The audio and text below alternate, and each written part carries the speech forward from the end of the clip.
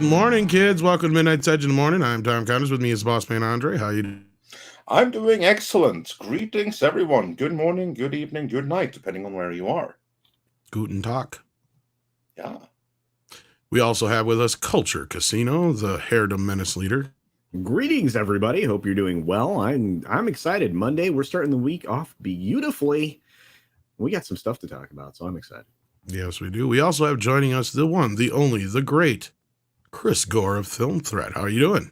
Hey, how's it going, Tom? Glad to be here and glad you woke up to join us. I am barely awake. Get some coffee, dude. Get some coffee. I can't drink that stuff. All right. Anyway, good morning, kids. It is Monday. It's another week here. It's the last week of August, the first week of September. Yeah, lots going on, I guess, sort of, kind of. If you're a fan of Game of Thrones, you should be happy. Is that right, Culture? Yeah, actually, I today, or maybe as early as last evening, we found out that Game of Thrones, House of the Dragon Season 2 is a confirmed deal. They actually renewed the show already. In fact, they were going to do it immediately after the first episode. So there you go. Yeah, this came really early after one episode, but that episode, I have to admit, I was far more successful than I ever imagined it would be, and I guess it was more successful than anyone in HBO or Warner ever imagined it would be as well. Because here we are, season 2 coming, and luckily, it appears to be a pretty decent series. Yeah. I saw the second episode last night and loved it. Really love where it's going. There's a couple reasons, real quick, of why I like it and where I, in terms of like how they're setting things up and where it's going. Two really specific things. One, there are fewer characters than Game of Thrones. It seems that Game of Thrones was a great series of novels that was translated as best as the talents that took it on could, right? Like they did the best they could. And of course, at the end, just because they didn't have the source material of the books to draw from, those last few seasons were downhill. But this seems more made to be a television show. That's what it just feels like. In the sense that there are the plot lines are easier to follow and there's fewer characters. I mean, there just are, right? And I think that one of the weaknesses of Game of Thrones, if you checked out for a little bit, and they didn't always follow your B plots or B characters every episode. So and some went away an entire season, right? So it was very confusing, and there were like way too many character threads. In this, there's perfect amount for television. The second thing is that they're accelerating the timeline of events quicker. We went from the first episode to the second episode, 6 months has passed, and a lot of things have occurred. And it appears as if in the preview for the third episode, that time will have accelerated even further. So I like this. I like this approach to the storytelling that is much more focused. They're introducing new elements. They even had a new title sequence that appeared in the second episode that wasn't a part of the first episode. So I like where this is going. I think they looked very hard at the flaws and kind of like where they screwed up with the original Game of Thrones series. I mean, to me, I think back on Game of Thrones, like I think back on certain relationships where I only remember the good parts, and I kind of delete the bad parts in my head. So I remember that it just ended poorly, but. So basically, it's a blank from season 6 onwards. Well, exactly. But I feel like what this is starting with is this was developed more in line of like what TV does well. And I think that Game of Thrones drawing, from the books and trying to be faithful, while it worked on some levels at the end, because they didn't have that source material to draw from, was a mistake. But I also like the fact that things are accelerating quicker. It seems, like I said, they mentioned this is 6 months further in the future, and the next episode will be longer than that, it appears. There's an irony with that, actually, because both the Rings of Power and this series right here, House of Dragon, is also, for all intents and purposes, based on appendices, not a Right. proper novel, but just like a series of facts. This happened in that order and within this that time frame. And both of the stories take place over the course of centuries, right? Right. And the difference between the two is that the showrunners behind House of Dragon, and these are really skilled people, they chose to stick true to the source material, be aware that this is appendices, so we're going to have time jumps. So between the first 2 episodes, there's a 6-month time jump right there, and Yes. who knows how many decades are going to be spanned over the course of the series. I would imagine it's going to bring us right up to where season 1 of Game of Thrones begun by the time we get to the end here. That's probably how they're going to do it, go through the entirety of the history of House Targaryen. Now, contrast that to what they're doing with Rings of Power. There they decided that now we just have to condense all of this story so it fits within this time span of a human life cycle, so we don't change characters and stuff. Yeah, I Rings of Power just looks like a hot mess, and I don't know that the world of fandom can handle 2 shows that, you know, that appeal to in the Venn diagram of fan bases. I mean, a lot of people that would like Rings of Power would also like House of the Dragon. And when I originally heard this idea for House of the Dragon, that it's the story of House Targaryen at its height, I thought that I wasn't really intrigued by that idea, but I really had no opinion going in. I hadn't even seen a trailer for House of the Dragon, and I've been pleasantly surprised by the first 2 episodes. I think we've got 8 episodes left to go, and it's encouraging to hear they've already greenlit, second season. But Rings of Power just seems like a hot mess, just based on what we have seen, which also tells us nothing about the story.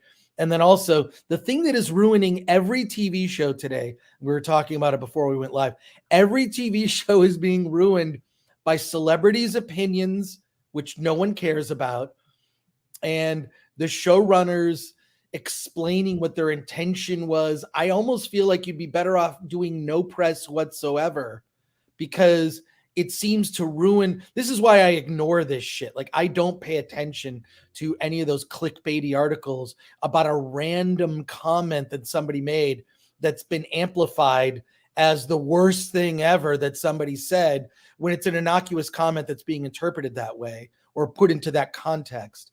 And I find that hyperbolic way of approaching, these interviews distracting. And then these celebrities saying the stupidest shit. And it's mainly because I think that it's a dumb job to pretend you're riding a dragon, and you're not curing cancer. You're playing pretend, which is fun. I used to do it when I was a little kid. Okay. But these are adults that get paid to do this thing. The fact that they interpret this as being some life-altering thing for audiences, or they're doing some good, is just some narcissistic bullshit on their part. So I find almost nearly every show, if I pay attention to what the celebrities and showrunners and or creators are saying, just gets completely ruined.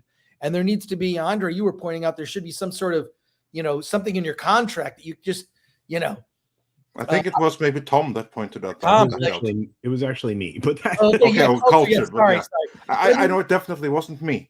Yeah, but I feel like Although I agree with it. They should just turn over their passwords to all their social media accounts to the studios, in case they're tempted to have an opinion, because it's never going to be a good one whenever you hear them, vocalize that. But I've been pleasantly surprised by House of the Dragon. I think that the sort of accelerated timeline of events. The only thing that bugs me is that character. What's her name? Rhaenyra. Yeah, she seems a little too perfect. She seems a little too, like, I prefer flawed. That was a studio mandate. That's was it really? Yes, it was. She's basically the Rey of the series, right? Yeah, she and the actress who in real life identifies as a they them. I don't recall her name right now, but she was the one who even said in interviews, and this just illustrates your point perfectly, Chris, about how the cast shouldn't be allowed to have an unsanctioned opinion. Sadly, this was an opinion on print in the Hollywood Reporter, which was like the first piece of marketing, the one I spoke about last week, where they all went and they virtue signaled something tremendously. And this is where she even said that, or sorry, where they them said that the whole point of the series is to showcase that everything would have been better if the men could just step aside and let the women handle things. Yeah, I think that's gonna bug me. And and even the showrunners addressed this because they juxtaposed making this series now in the year 2022 compared to the original Game of Thrones and how it came around like 2011. And they basically said the stuff they got away with there, we could never do that now. Now we have all of these rules, and basically they said it without expressly saying it, that we're mandated to incorporate this and that into this. It seems like they're doing a decent job of threading the needle of not making it insufferable. That's why they're so good, because they have all of these ingredients here that in the hands of literally anyone else would have made for a woke fest deluxe. But they were able to craft a compelling story around it anyway. Well, it did the where Rhaenyra like shows up on the dragon conveniently to avoid conflict and have a discussion with Daemon Targaryen. I thought that was just a little too. That was just sort of like, all right, fine, you know. It's there you have like a little bit of the bestest ever Ray Palpatine right going in there. Yeah, and that just gets irritating. So yeah, but like overall, I'm surprised that I'm enjoying it, and it feels like almost like comfort food to have appointment television now, right? Like you can sit down and like, oh, at 6 o'clock or at least 6 o'clock West Coast time. Hey, the new episode of House of the Dragon is on. Let's watch it. Like I am trying to think. I haven't felt that way about a show since the before times. You know what I mean? Like since 2019 or earlier. Like I have about Beavis and Butthead lately, but yeah. Yeah. But it's like, oh, it's on. Like watch it at a specific time. When does that happen? Like it hasn't happened in years for me. Everything has been, here's the dump of all the episodes. And then that or like none of the Disney Plus shows have compelled me enough where like, hey, I'm going to like tune in immediately when it's like, yeah, I'm not staying up, till midnight. And then I can't imagine what it's like to be on the East Coast. Well, it's 3 a.m. The new Mandalorian is on. Fuck that. Like it's not that good. Chris, have you checked out, remind me, have you seen Fang and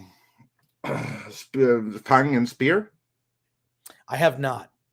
You have to check out for next week. I want you to check out the first 3 or 4 episodes of Fang and Spear and report back to me. It's animated. Each episode is 20 minutes long. So like it's check out the first 3 or 4 episodes. That's less than an hour and a half. Mm-hmm. Great. I just want to hear what you have to say about that compared to all the other things, because I can almost guarantee you that's going to give you the exact same feeling like, whoa, this is something from the before times. Quite literally. I love that. So yeah, so I think it's and I think it's generally, if you look at social media and what people have said, it's generally positive. I am seeing Rings of Power on Wednesday, the first 2 episodes. Wednesday night. It's out on Thursday, right? So basically you're just getting like a relatively brief preview compared to everyone else. A little earlier. We're gonna do a late night live stream. Well, didn't they have the whole theatrical thing this last weekend? No, that's this Wednesday. Oh, it's this Wednesday. Yeah, it's on Wednesday. Okay, yeah.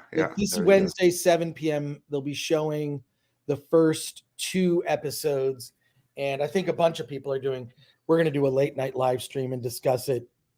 But everything about that show, from what the celebrities have said to the creators, it's encouraging to see the Tolkien fan base like push back and say this isn't Tolkien. And of course, fans are being divided and accused of being racist, and just it's like your typical thing. Like, what a great way to build a fandom. Like, it's horrible to watch. And I'm not a Tolkien purist, or I've never read the books, but I am a fan of the Peter Jackson movies. I love those movies, multiple versions of the theatrical DVDs, the extended version DVDs, and the soundtrack listened to over and over again. Like, I love those 3 movies. Hobbit was a disappointment. I feel you could edit The Hobbit actually into one good movie. You Oh could. yeah, people have done that. There are fan edits, a couple of them. It makes which, sense. Like, it would just make one good 3-hour movie. It should not have been 3 movies, but it's just interesting to see like these two. House of the Dragon really had very little fanfare, I think, which is weird. And then Rings of Power, they've been beating the drums of this thing forever, and even spent stupid money to gain the favor of so-called Tolkien experts. I don't know that, from what I've seen of those videos, that any of those people are really. Oh, you mean the influencers, like influencers? Okay, they're influencers. All right, that makes more sense. Yeah. But they're paid influencers, and they even admitted it, like in the first video, because you have basically like influencers from different countries. You have like different version of it internationally, and the very first one, for the UK one, like one of them even said out loud, "This is the Fellowship of Influencers," because that's what they are. Paid influencers. Just pro tip here. And not a single one of them. I mean, someone checked, and all, because they all have YouTube channels. They all talk about diversity and social justice and what have you. Not a single one of them had ever mentioned anything about Tolkien, Lord of the Rings, fantasy, sword and sorcery, or anything of the sort ever, before suddenly being recruited to be on that table of influencers. So obviously they were there for their social justice views. And lo and behold, the only good thing they had to say about it was diversity and representation, words that they repeated ad nauseum. Yeah, no, it was definitely, all those videos were incredibly cringe. I would recommend, there's an Instagram or Twitter account called Influencers in the Wild, which I find hysterical. And it shows influencers like as they're trying to make horrible TikToks or videos in public, and it's people just sort of taking pictures or filming them. It's mind-bogglingly stupid. So check that out. But yeah, no, I mean, I'm not looking forward to it. I really don't care, and I'm sure it looks good. To me, House of the Dragon looks like a movie, and Rings of Power looks like some, that high frame rate thing that Peter Jackson tried to push for a little bit. For a minute, he tried to get HFR into movie theaters, and it creates that horrible soap opera effect whenever you walk into a Costco or a Best Buy and you see a wall of TVs that are configured incorrectly, that have the soap opera effect, and you're watching Return of the Jedi, thinking to yourself, why does my brain hurt? Return of the Jedi it's not supposed to look like this. It looks like shit. And Rings of Power looks like that. It has that HFR feel to it, where everything is. And what I mean by that is, like, if you look also at like all of the sort of sweeping, beautiful vistas, everything is in sharp focus. It's like shooting with, if you're familiar with how to use a camera, you're shooting with an f-stop 22, which you get the sharpest focus of everything is in sharp focus. It looks off because that's not how real life works, right? I have to say that the single worst theatrical experience of my entire life, bar none, I mean, nothing comes close to it, was seeing The Hobbit, the first one, in glorious HFR, high frame rate, 48 frames per second, 3D at the same time. It was absolutely dreadful, and I swore to myself, if I ever rewatch this movie again on any format, it's going to be on VHS. Well, the Blu-ray's not as bad. Blu-ray's only in 24p, so. Well, maybe, but still, that experience traumatized me. It was that bad. But anyway, we have a few super chats we're going to get into right now. Everyone, please smash that like. We're almost at 1,000 views here, so help share this stream and help smash the like here, because Lord knows This platform ain't going to do it. And AF Watcher 88 says for $9.99, thank you so much for that, to Star Trek fans, Star Wars, He-Man, etc. Try being a Resident Evil fan since 2002. Just eyes up George Romero's rejected script, maybe a retrospective idea. Can Zaslow buy Constantine Films to finally get real Resident Evil instead of Resident Evil SG? So basically meaning the woker than Wokerton Resident Evil that was just cancelled, and that's our cover story for today. Not because of Resident Evil per se, because honestly, no one cares. My opinion is that series, Resident Evil on Netflix, was dead the moment they dropped the very first still, in which they told everyone exactly how woke it was going to be in the very first still. And lo and behold, the series is now cancelled after dropping the very first season a little while ago. Contrast that to House of Dragon being renewed just after the first episode. Now, to me, the interesting thing about that story is that it goes with the shifting of the culture and of the pendulum, because I think there's an increasing backlash right now. We're going to see more such cancellations going forward. We're seeing them at Warner and even now with Netflix, and this was a fairly high-profile series. As for the question, can Zaslow buy Constantine, that's the production company behind the Resident Evil movies, to finally then produce the script that was written by George Romero back in the day? Because the movie that Paul Anderson ended up filming with Mila Jovovich, that did indeed start out as George Romero's Resident Evil. Could Zaslow buy Constantine Films and make that movie just to get all the rights and everything? In principle, yes, he could. But there's a very big difference between could and will. Why on earth would he do that? Especially now that Resident Evil is a tainted brand, because that's what it became with Netflix. Or am I completely wrong about that? Culture, your thoughts real quick. I'm not sure what I can add. I don't really.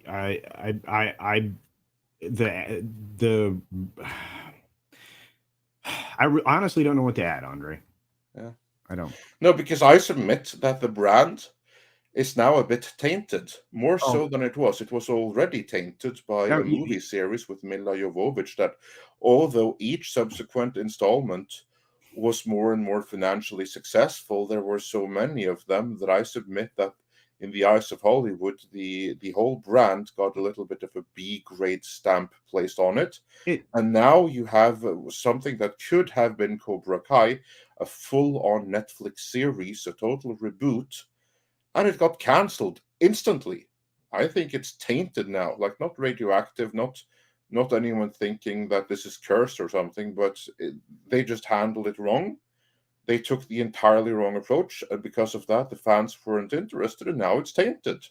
Well, it was definitely weighed down by the sheer volume of content that had been produced ahead of, over a period of time. And obviously, congratulations to Mila on making all that money. But it was the show, and you suggested it right at the very beginning. Like I said, I couldn't add much to it.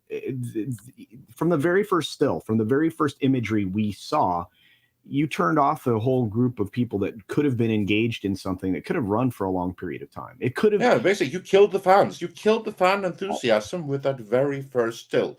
For those wondering what that is, look at the thumbnail. This thumbnail for this video, for this stream, where you have a table or a room filled with the various diverse women.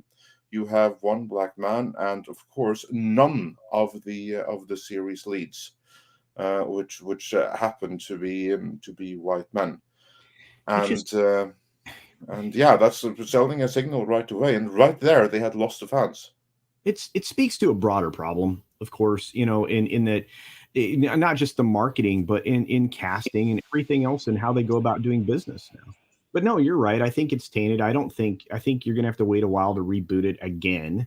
And again, without being true to where you're based, without being true to the content, without being true to um, you know, all the source material, it's just like everything else we talk about regularly. You are disassociating yourself from your fans. You're looking for a group of people to be interested in something that don't show any interest in any of these properties, and they end up flopping right out the gate. Even the people that might, initially, on name recognition alone, show up and look something over, once they are exposed to it, they're gonna shrug it off as well. And that's, you can no longer, because of what's been done over the course of the last 6 to 8 years, you can no longer rely on name recognition to support your product. You just can't, And Bingo. I go ahead. No, Go ahead. it's bingo on what you said. Sorry, culture. No, it's just I always feel like you've destroyed a marketing wing that would have been reliable for IPs for decades to come. You want to reboot something, you want to do it on name recognition, you can't. You want to bolster a project, because people recognize it. You can't. There's not. It's again, all of this goes against the basic business principles, which is to cast the broadest possible net. And nobody does that anymore. They cast the smallest possible, net based on this slice of humanity that isn't going to consume the product in the first place. Anyway, that's enough. Rant over. Apologize. Yeah. Chris, your thoughts on that? Why do you think that it's possible to do another Resident Evil reboot in this climate? And also, my theory on why it failed so miserably right out the gate. Could I be onto something, or is there something else here we're not seeing? No. I mean, this is a story as old as time. So you take a popular franchise, you don't give the fans what they want, and then it's overtly woke, and people hate it. So there you are. End of story. And in this case, I think it was particularly beautiful because people didn't even bother hating it. They just checked out completely and didn't care. It dropped completely without fanfare, and no one cared. And that's the absolute worst case scenario. I mean, if people at least bothered to be angry or hate watch it or talk about it, that would be something. That would show some base level of interest. But here, there's nothing. Like, no one cares. The only thing you have here is AF Watcher 88, who's basically interested in this because he wants George Romero's Resident Evil. Oh wow. Yeah. That might have been interesting. I like George Romero's Resident Evil when it was called Night of the Living Dead. Yeah, for sure. Sorry, I've never been a big Resident Evil fan. For those who are fans, that's great, but I could never understand a series getting dumber and dumber and dumber and more people going to see it. It just never made sense to me. Well, Mila wasn't exactly, wearing. I get it. She's hot, but she's married to the director. So what's the difference? It's like nepotism. So, well, to be fair, that only happened afterwards. They weren't married at the time when she was cast. Oh, they were married later, which isn't the first time has happened with Mila. But yeah, that's a different story altogether. But Tommy Review says has a nice follow-up for $5 here. Romero's script wasn't even faithful to the source. True. Reason why he was dropped was Capcom kept wanting rewrites and ultimately dropped him after delays. Yeah, I can well believe this, and I'll also have to admit that the thought of George Romero writing and directing Resident Evil was never appealing to me, for the very simple reason that he has his own way of doing zombie movies, and that's great. I agree with Tom. I also preferred George Romero's Resident Evil when it was called Dawn of the Dead. Or Night of the Living Dead. Any of his Dead movies. Well, for that matter. any of his Dead movies. That's basically. almost kind of, it's almost kind of like too on the nose. Yeah. You know what I mean? Like, sometimes it's like, we need a Spielberg-like director. Well, let's just get Steven Spielberg. That's what happened to Ready Player One. Yeah. Oh. And for something like Resident Evil, I really don't think that George Romero is the one you would want for something like that. And that's exactly my point. It would be like Ready Player One all over again. Too self-aware of itself, but yet too humble to even just go all out and say, fuck it. Right? Exactly. I think that Paul Anderson, at the time, probably was the best person for a Resident Evil movie adaptation. The first movie was serviceable. Like, it was what it was. I enjoyed that first movie. I've only seen like 2 more of them, and then I checked out completely because it got like so stupid I could no longer pay attention. I couldn't keep up with it. But that first movie, to me, is actually really underrated, and I think is a great movie to this day that holds up really, really well, whether as a game adaptation or not. I mean, whenever people talk about like there were no good video game adaptations until Sonic, I disagree. There were a few, Resident Evil being one of them.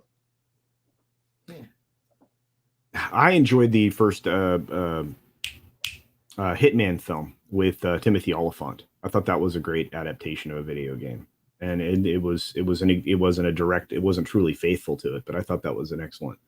There's a few of them out there, and I wish I could stick around to talk about them longer, but ultimately, a fan is looking for their comfy PJs. They want to be able to slip into a show or a film, something that they have an inkling of what the direction of it's going to be. You get goodwill out in the end, and so on and so forth. That's what a fan is looking for, and it doesn't matter if it's Raccoon City or any of these other ill-intentioned films or television shows or whatever. Fans are going to reject them because they're not, they're comfy PJs. Somebody gave them wool and then hit the wool with starch, and then it's itchy and scratchy, uncomfortable, and it doesn't feel right. But I like itchy and scratchy. Oh, you meant yeah? You're just gonna lose them. But like I said, I wish I could stick around. Unfortunately, I have to go. Oh man. Yeah, I apologize, but other obligations. Yeah. But thanks for joining us so far. Anyway, always a pleasure. Yep, and if I can make it back, I will. Love you guys. Yeah. I'll see you soon. Perfect. Take care. All right, take care. Later. We got a couple in a row from Callum Lyle here, it looks like. Yeah. Callum Lyle says, I hate She-Hulk, but more that trash D-girl Jessica Gao. You're wrong, Gore, about everything. Gao and Feige are dead to me. And then he goes on to say, seriously, please tell me why a woman's toilet is sanctuary. Please tell, because I'm very interested to know, and women can't do superhero shows. And then, that's the next one. Oh, that was it. That was it for us. We'll save that one. Well, first of all, I do think that women can do superhero shows. If they nailed it with this one, that of course is a different matter. But to get back to like the main question here, Chris, yes. You are wrong about everything. And why is a woman's toilet a sanctuary? That was the gist of the question. Well, I think this is something that Jessica Gao actually said in an interview. The reason why they had that scene in episode 1 was after Jennifer wakes up and she has hulked out and she's like looks battered and bruised, and all the women, they're like so super supportive. They come and they give her clothes, and instead of cleaning her up and calling the police, they put makeup on her. And they're like, you go, girl, you go get them. Go, tiger. Basically, that's kind of like the support that they show. And this then is instantly juxtaposed against the horrible men outside wanting to catcall and not leave her alone. So basically, the whole point of that scene was to show that the ladies' bathroom, the ladies' toilet is a safe space where women get or have each other's back and will help and nurture each other. And this is a truly sacred ritual. It's not just a safe space, it's a sacred space. So that's the context of the question. Well, Chris, your thoughts on that? A couple things. One, I saw Jessica Gao's stupid comment about that. And I think that there are many women who would disagree. That's not always the case, that women aren't all chummy, buddy, perfect. We all get along. They're very competitive. And especially when it comes to men, or look, you can look at many videos of women disagreeing in public about things. Okay, so I don't know what world she's living in, and if that's her perception, that's fine. I'm not, that's okay. But as I was talking about earlier, it seems to me that celebrities' opinions should just be disposed of in their proper place, which is the garbage. And in addition, these showrunners tend to always, they think that they're changing the world with these stories, and they're really not. They're supposed to be there to entertain. So having said that, that 30-second scene didn't bother me. What bothered me is you heard the they in the background. What did he, she, they do? And I'm like, uh-oh, are we in for a woke fest? But that 30-second scene didn't ruin the show for me. And as we were talking about before we went live, I've seen the first 4 episodes. Once this show settles into the legal drama, week-to-week legal drama, I think it's an entertaining show. It's a type of show that for me is like comfort food, which is a legal sitcom, which we've seen before, shows like Boston Legal with William Shatner, or shows like Ally McBeal. And, so I find the show fun. I think that if you look at Paul Chado, Call Me Chado, go to his channel. He's been talking about She-Hulk too. I think that there is some real hyperbole about hate for this show. And I get it because, we've been burned so many times I haven't liked any Disney Plus Marvel show. None of them. 0.0. I haven't liked any of them. They've all been bait and switch or garbage or social justice lecturing. And I feel that while there may be a bit of that in this, I feel that people are selectively pulling out things in the show to support their argument when it's made very clear in the show, and no one else seems to point this out but me. Hulk throws a boulder. She-Hulk throws a boulder further, and then Hulk throws a boulder so fucking far it burns in the atmosphere, making it very clear that he's stronger. And I feel in these so-called fight that Bruce and Jen have in the first episode, which was poorly placed. The first episode should have been the 5th episode. If I may, Chris, maybe you're getting lost in the minutia of the back and forth. I think kind of stepping back and looking at it from an overall perspective of, because I've never been a She-Hulk fan, but I've been a Hulk fan. I love the She-Hulk in Fantastic Four. That's where I knew the She-Hulk. So I was going to say, what I think a lot of people are upset about, because this is one thing I knew I kind of had a feeling some of this might happen, because She-Hulk's a pretty popular character.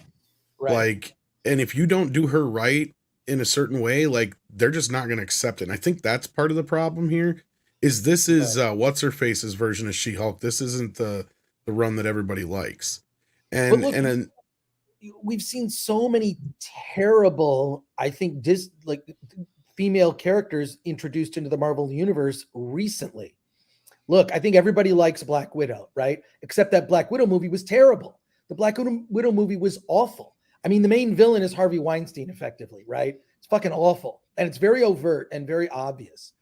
But all the other female characters that have been introduced since have been the bestest ever. The worst example being Captain Marvel, Brie Larson. I mean, I don't think I'm going to get any argument from anyone here, although I got a lot of pushback on social media. When I shit on Captain Marvel, I got pushback from a lot of the usual people.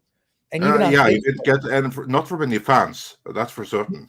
No, but like people who, are all about the message and called me a sexist and misogynist because I didn't like Captain Marvel. Okay. But She-Hulk isn't Captain Marvel.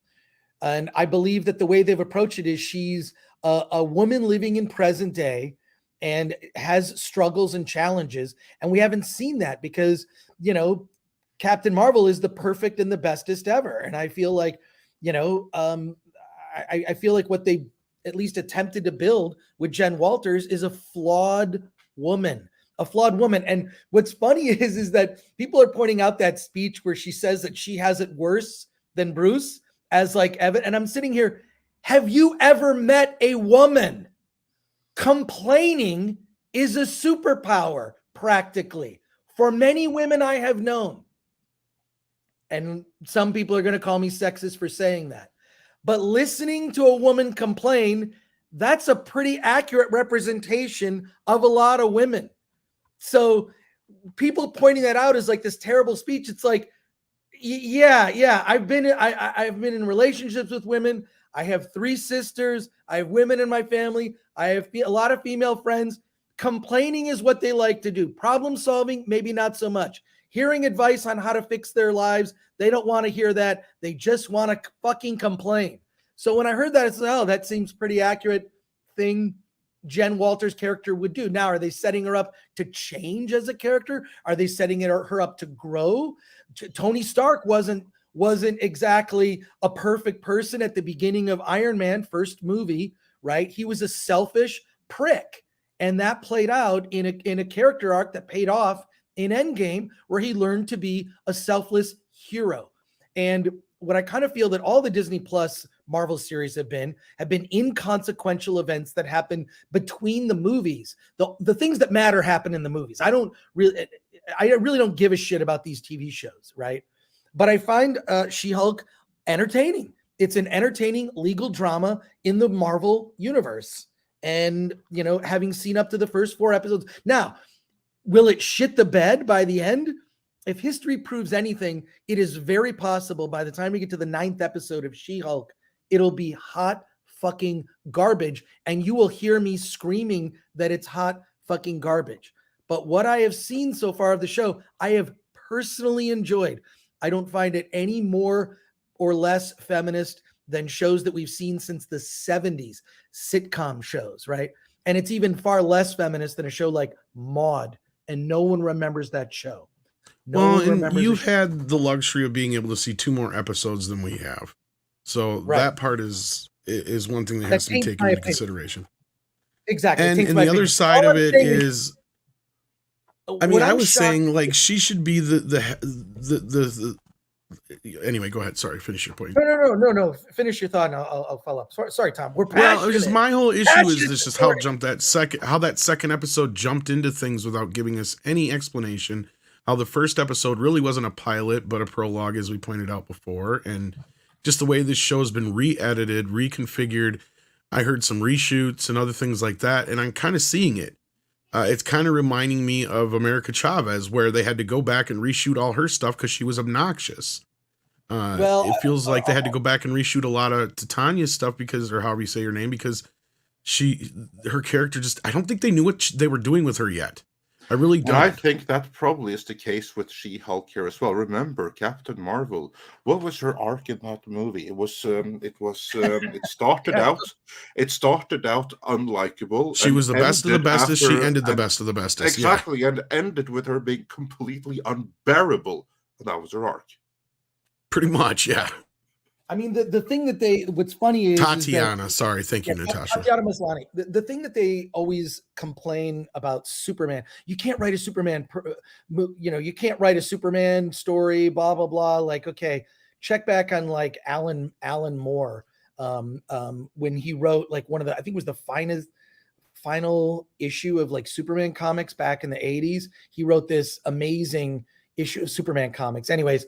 People say it's a challenge to make Superman interesting. Well, basically, Captain Marvel is Superman, and she's fucking boring. They basically wrote her as the way they perceive Superman to be. But what I like about She-Hulk is she's not perfect. She is not perfect. And her complaint about, we talked about this last week, I got worked up about that as well, that, like a woman walking alone in Los Angeles at night is very likely to have something bad happen to her. That is 100% true. Just look up Crime Los Angeles on YouTube, and you will see countless videos of fucked up shit happening. Melrose Avenue during the day is crime ridden. So all I'm saying is that take my opinion for what it is. It's just another opinion. Alan Ng enjoyed the show as well. My partner in crime over at Film Threat, the editor-in-chief of Film Threat. And Paul Chado, call me Chado, had a lot of thought. He had a really interesting video he did, which you can watch later after this live stream, where he talked about how to fix one of the characters in the show. Like, that was a great video. That was a great video. And he talked about just making it more about the subtext. And then you don't really make him. First of all, I find that character and has a really an episode where he's kind of the B story in the episode, and it's really hilarious. And that guy is an asshole, and it's funny. Like, I feel like I disagree. It's not funny. It's frustrating because that guy could not exist in real life.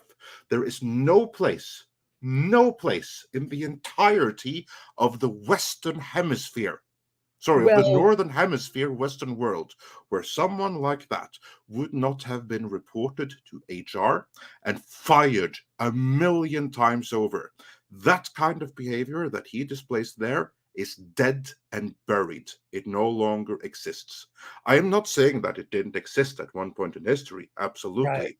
But then what they're doing right here is that they are bringing up the worst of stereotypes. They make it current, and they pretend that this is still happening only to make a political point. And that makes the whole series, because of that character, is one of the things that makes this whole series misandrist. Because such a character doesn't exist. You can go into any law firm in America, in Canada, in Venezuela, in Germany, in the UK. You will not find a single person like that.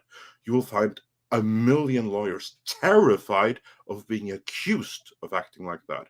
Well, that's true.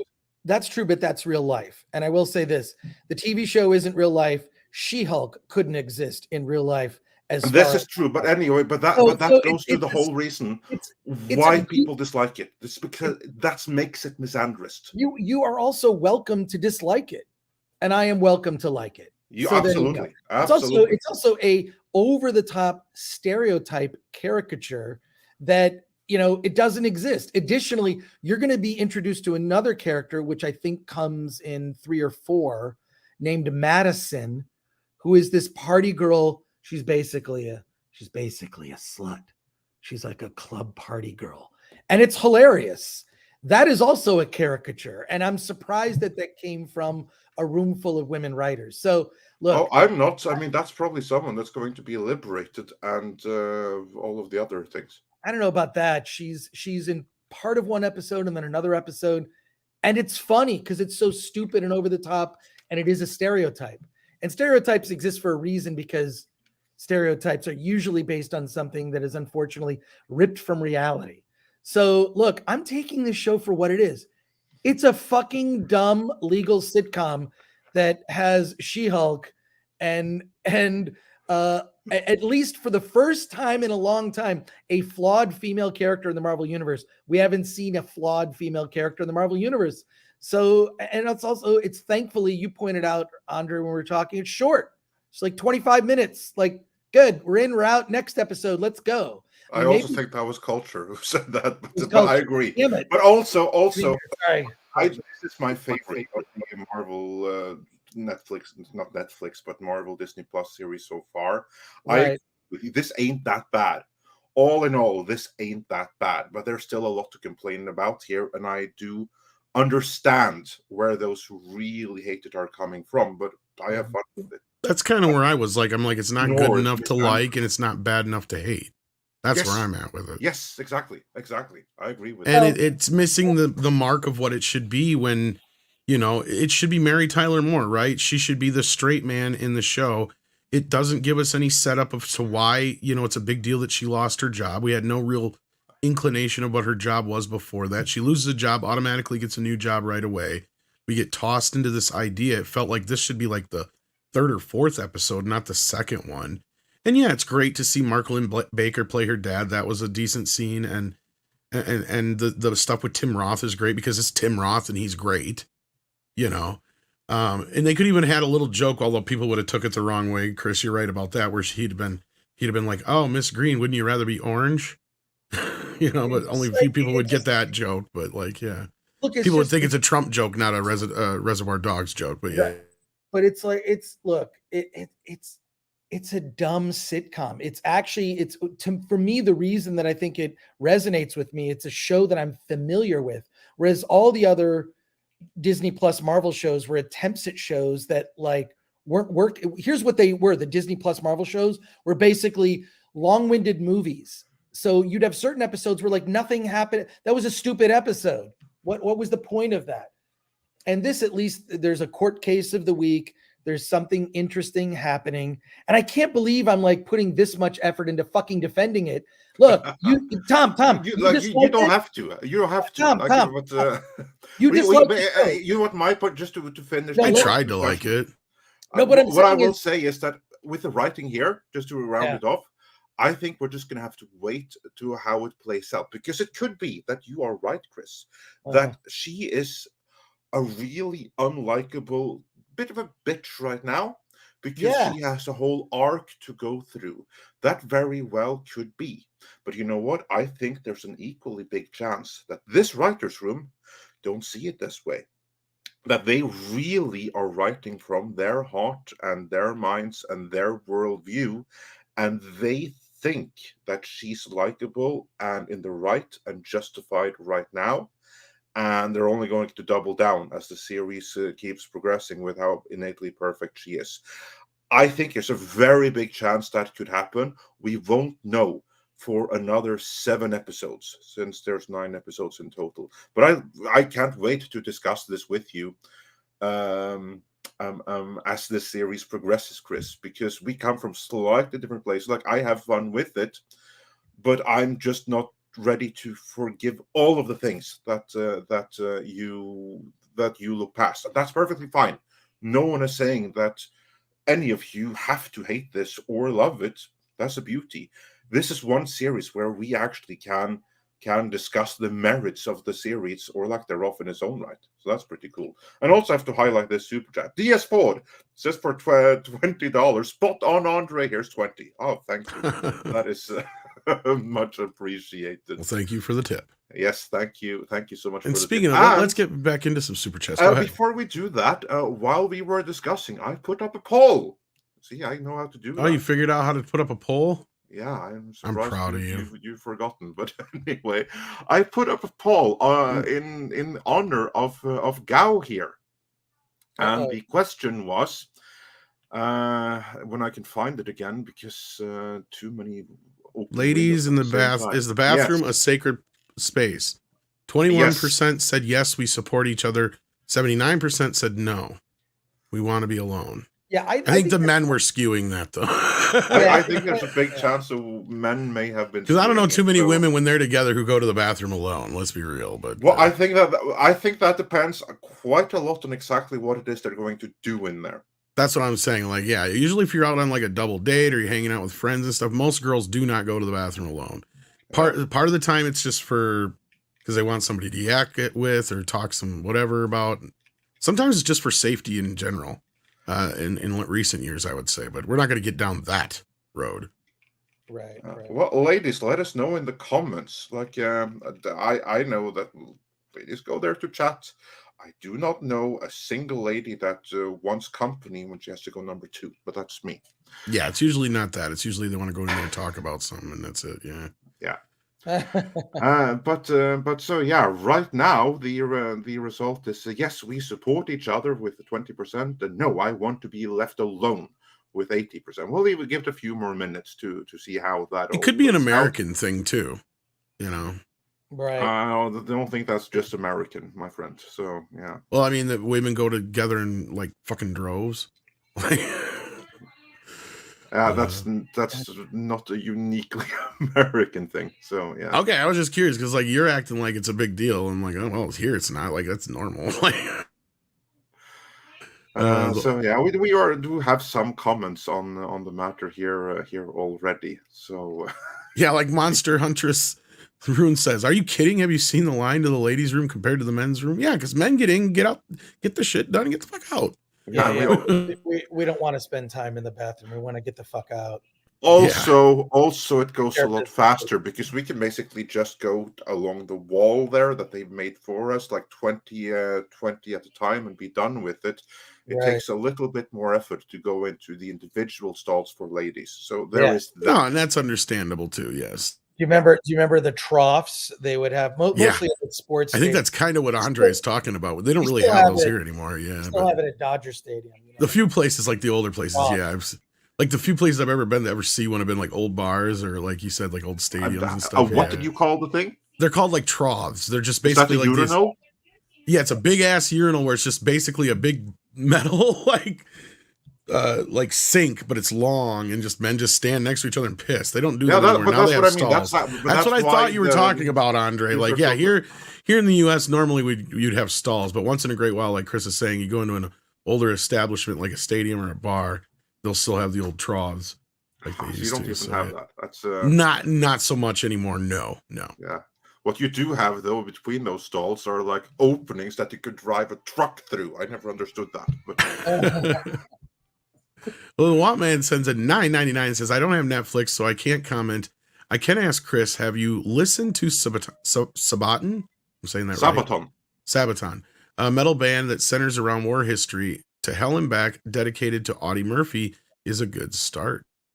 Clearly, Andre knows who they are. Yeah. Oh, yeah, I've seen them live a couple times. Yeah, I don't know who that is. I don't think they're a big deal here. Oh, okay, cool. No, I haven't. You should check it out. It will go nicely with Spang and Fang and Spear, which you definitely have to check out on Adult Swim. You will not regret it. You can thank me later. On Spotify, I'll find it. I'll look for it right now. Thanks. Yeah, Sabaton. Cool. All right. Dr. Long Dongler sent us a super sticker. Let me see here. Is probably a thumbs up, I imagine. Oh, I didn't have it there. Did Six put it in the background here? Oh, yep, she did. Thumbs up from Dr. Long Dongler. Thank you so much. And then we got Party Pucks, who is a new member. Thank you for that. And speaking of members, we had a couple other ones. DS Ford is now has been a member for 11 months at the Midnighter level. Matthew W has been a member for 11 months as well, and says Disney put out so much garbage and stupid lately that She-Hulk could be the best show ever, and I still wouldn't ever pay to watch it. Well, yeah, I think that's where Andre's coming from on that kind of. I agree with what he's saying. It's like how many Disney Plus shows have we seen? Disney Plus Marvel shows. Okay. Kenobi, I thought, was the absolute worst. I mean, we covered every episode of that. Basically, even at their best, all the Disney shows have fucked up the ending. They've always, but also here's what I've felt that most of the Disney Plus Marvel shows are. They're the extended editions of the movies. So it's like, oh, this could be a movie, but we're not going to make it a movie. We're just going to make we're going to make 4 hours of content, break it up, and nothing is really going to matter. None of the consequences make any difference. It's sort of like the prequel comic book to a movie that's coming out. Have you ever seen those? Well, they'll do like, here's the prequel comic book. They even did for Revenge of the Sith. Genndy Tartakovsky did an animated. It was sort of a, remember the Clone Wars cartoon that Genndy Tartakovsky did, which I actually personally liked better than when they went the CG animation. Once they did that style, I just wasn't all about it. But I can't judge because I never saw the rest of the show. So don't jump on me for not seeing Clone Wars. I'm glad you brought up Genndy Tartakovsky, because this Spear and Fang that I keep on bringing up, right? Genndy Tartakovsky. Oh, that's great. Yeah, I love Genndy Tartakovsky, that style. So this is his best work, bar none. Oh, that's great. He did an episode of the Clone Wars cartoon that was the prequel to, it was sort of the events that occurred before Revenge of the Sith. So my feet and not much happens. This is no disrespect towards him as an artist. I think he's great. I thought he was handcuffed by what he could do story-wise. And so what I feel, all these Disney Plus Marvel shows, they're all inconsequential bullshit that happens between the movies. Or they're, for example, with the example of, Winter Soldier and the Falcon, I mean, that was just a setup for Captain America 4. Okay. So like none of these shows have mattered much. They some of them have started out very well. I thought that WandaVision started out really interesting. And once they got out of the world of, they sort of took a step back of what was happening outside the city. I just like, what the fuck is about halfway through? Like halfway through, like, what is this again?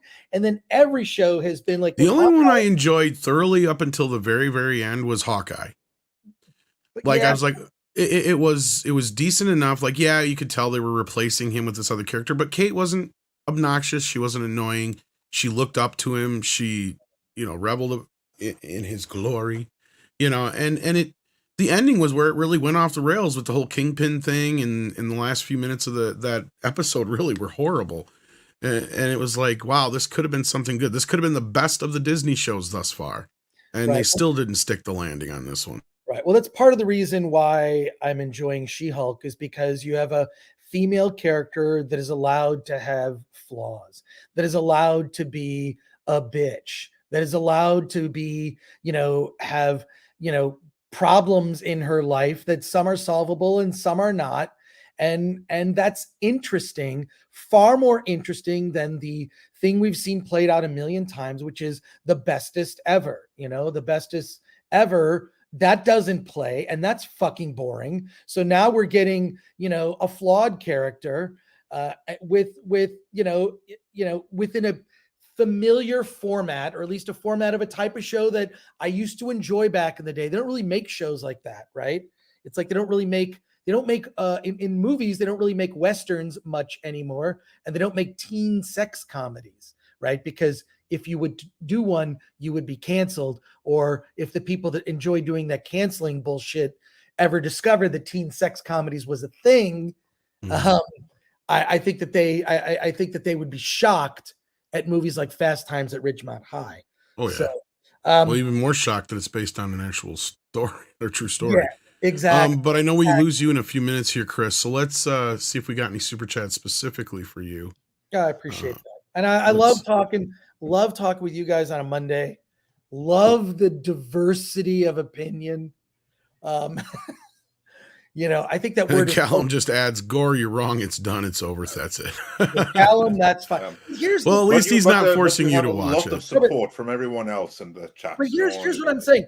I respect if you don't like it. Like, I respect, like, I could see, like, oh yeah, like that, that you're welcome to not like it.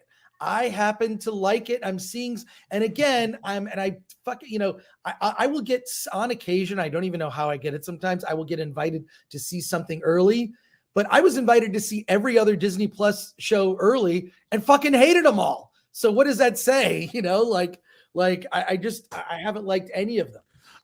Here's what I think, honestly. I think there's something coming up in the next 2 episodes that we're not aware of that you enjoyed more than the rest of that's not in the other 2. That's my guess. It's Madison. Wait until you meet Madison. And that could be it. I mean, personally, that's all I can think of at this point. But then again, it's just one of those things. Sometimes I like shit that nobody else likes, like Morbius. I liked Morbius too. I didn't think, when I saw the reviews come out for that, it's like, it's the worst thing ever. It's such garbage. It's hot. It's terrible. I love it because it's garbage. To me, the bugs are the features, right? Like, exactly. It's a shitty vampire movie with Jared Leto going way over the top. And apparently, according to everyone on the set, when he had those crutches, he used the crutches on the set when they weren't filming. Of course he did. Of course, that's typical fucking Jared Leto. But it's also like they finally had to tell him, like, look, you can't just use them all the time. We gotta move it on. Come on, we're doing a production here. Like, give me a break. So, but I love his commitment. Like, that guy is fucking committed. You heard about when he played the Joker in Suicide Squad and was sending like messages with dead rats to all the cast. Like, oh yes. He was Script Doctor said he actually firsthand seen one of the dead animals. Yeah. Yeah, exactly. Like, that used condoms and use condoms and stuff. Yeah. Yeah, that's fucking weird. I mean, like, dude, come on. Like, you're a professional. Give it a break. But I thought Morbius was like, look, was it a great movie? Hell no. Was it okay? No. Yeah, and it wasn't as bad as people were saying. All I'm saying is, there is a lot, and this is not, there's a lot of hyperbole in YouTube to get your attention. That's fine. Look, I've put clickbaity thumbnails on Film Threat before too. That's kind of like you're competing with 1,000 other YouTube channels that are talking about the exact same topic. You got to do what you can to get attention. But then, I just think that some of it is just a little hyperbolic and ignoring the, oh, thank you. Oh God, I'm going to screw this up. Joshua. Joshua. Yeah, oh my God. Chris, much respect for standing your ground. Yeah. And this, I am perfectly willing to be proven wrong, because there are 5 more episodes that I haven't seen. There is a good chance, if history proves correct, good chance that they'll fucking ruin it. But yeah. So, okay. Can I read this one for 5? I was going to say, go ahead, but I just want to say before you do, I think there's a big I think there's at least something that needs to be addressed in our fandom, and that is not everybody has to agree on something, right? I've seen this times before where it's been similar, and I see a lot of people, just going off on Chris. It's okay. I don't see a problem with him liking the show. He's not denying that there's issues with the show. That's where I think there would be a problem. See, he's not out there. I think we need to take that into consideration. Or if he liked Captain Marvel, that's where well, I don't know. It just that one is hard to. That one would be hard to defend. I think like Captain Marvel, like liking Captain Marvel, and I think most of that problem is casting. I really think Brie Larson is miscast in that role, and I think the way she approached it, and actors will have influence. Actually, if I may disagree, I think she's perfectly cast, because the real problem isn't the cast, it's the script. The script is, I think, tremendously it calls for a complete and total unlikable biatch, and in this sense, she's actually perfectly cast. To be honest, I think we're getting a big. Okay, here's what I think happened.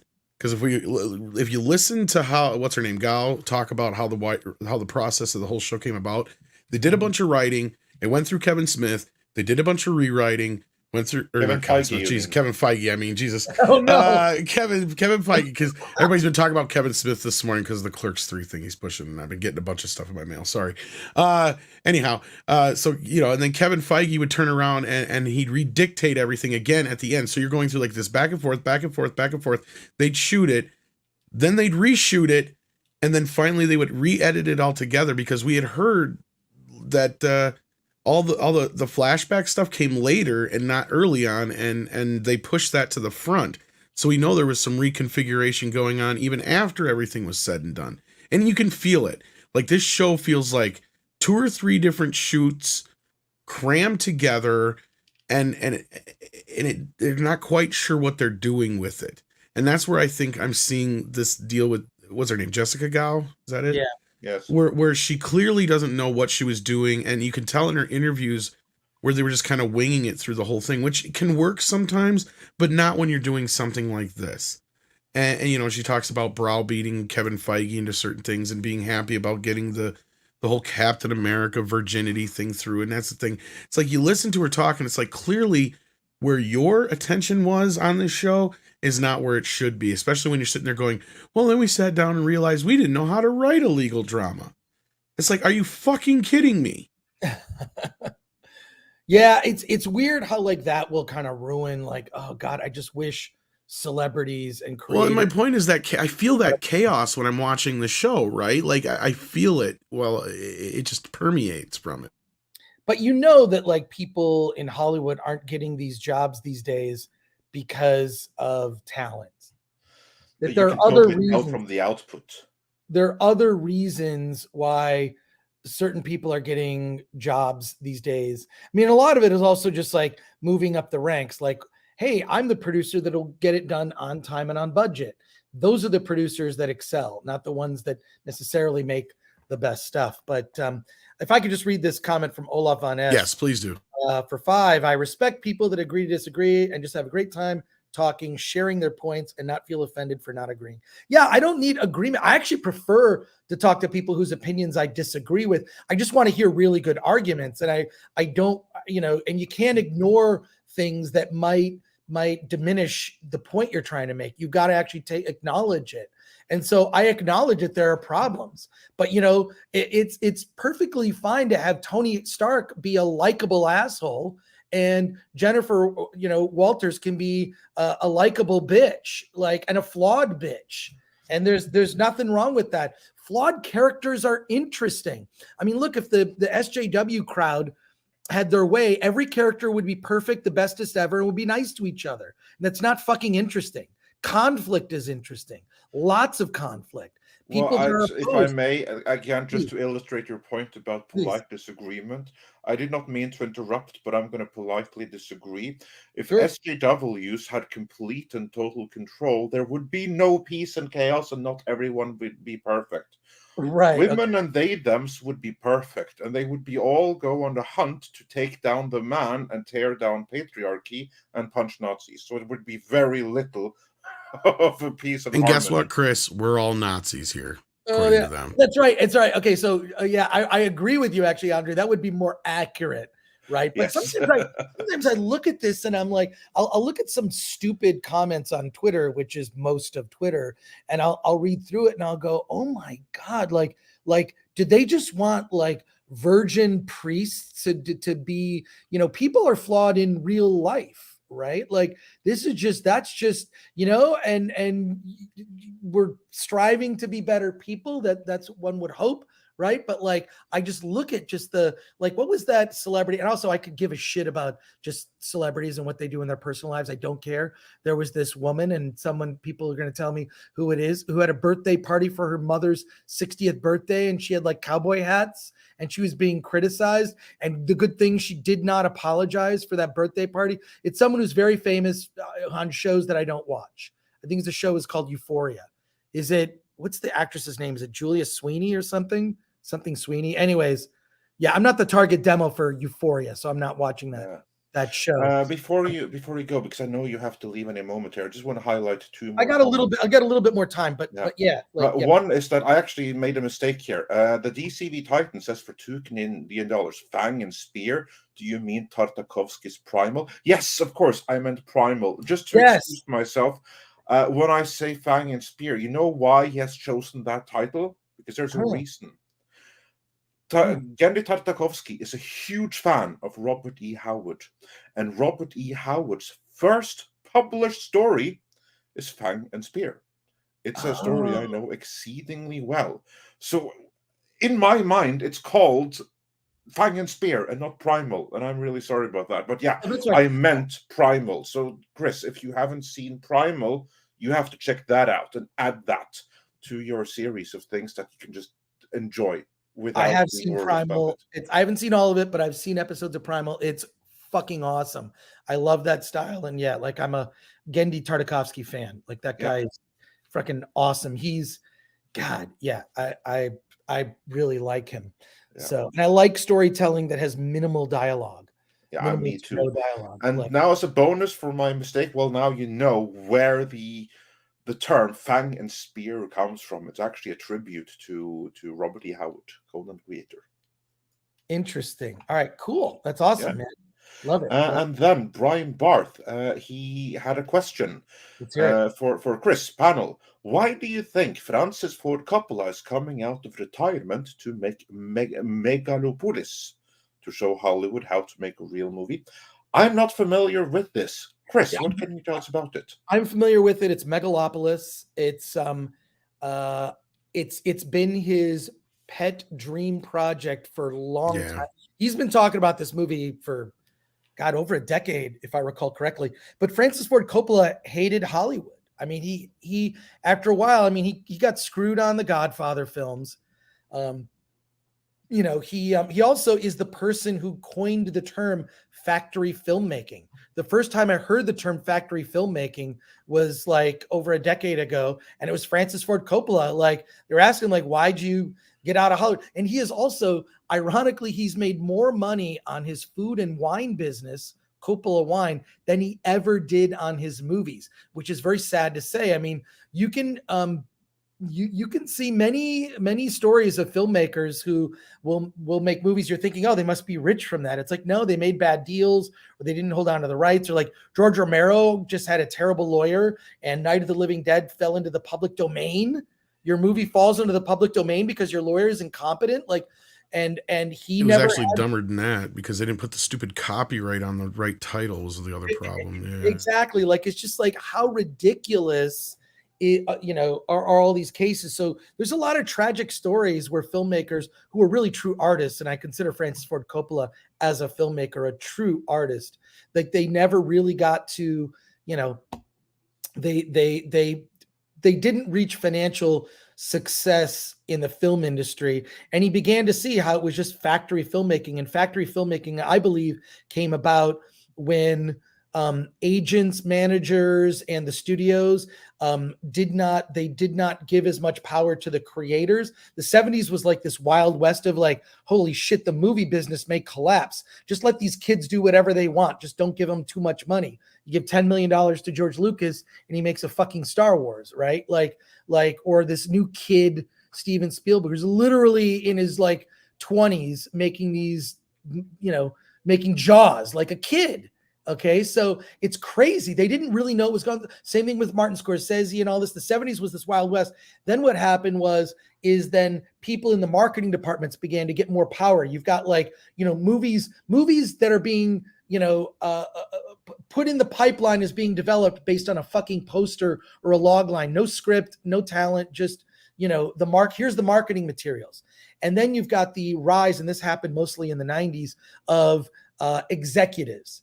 And I know we talk about on Midnight's Edge in the morning, a lot of executives, and I do believe that they have a lot of sway, but they don't make the movies, right? They have a lot of power. They can put the puzzle pieces in place and they can set up creatives for great success, like Alan Ladd Jr. did with George Lucas, and in the 70s, look up a documentary. I've recommended it before, Laddie, and it's Laddie. It's about Alan Ladd Jr.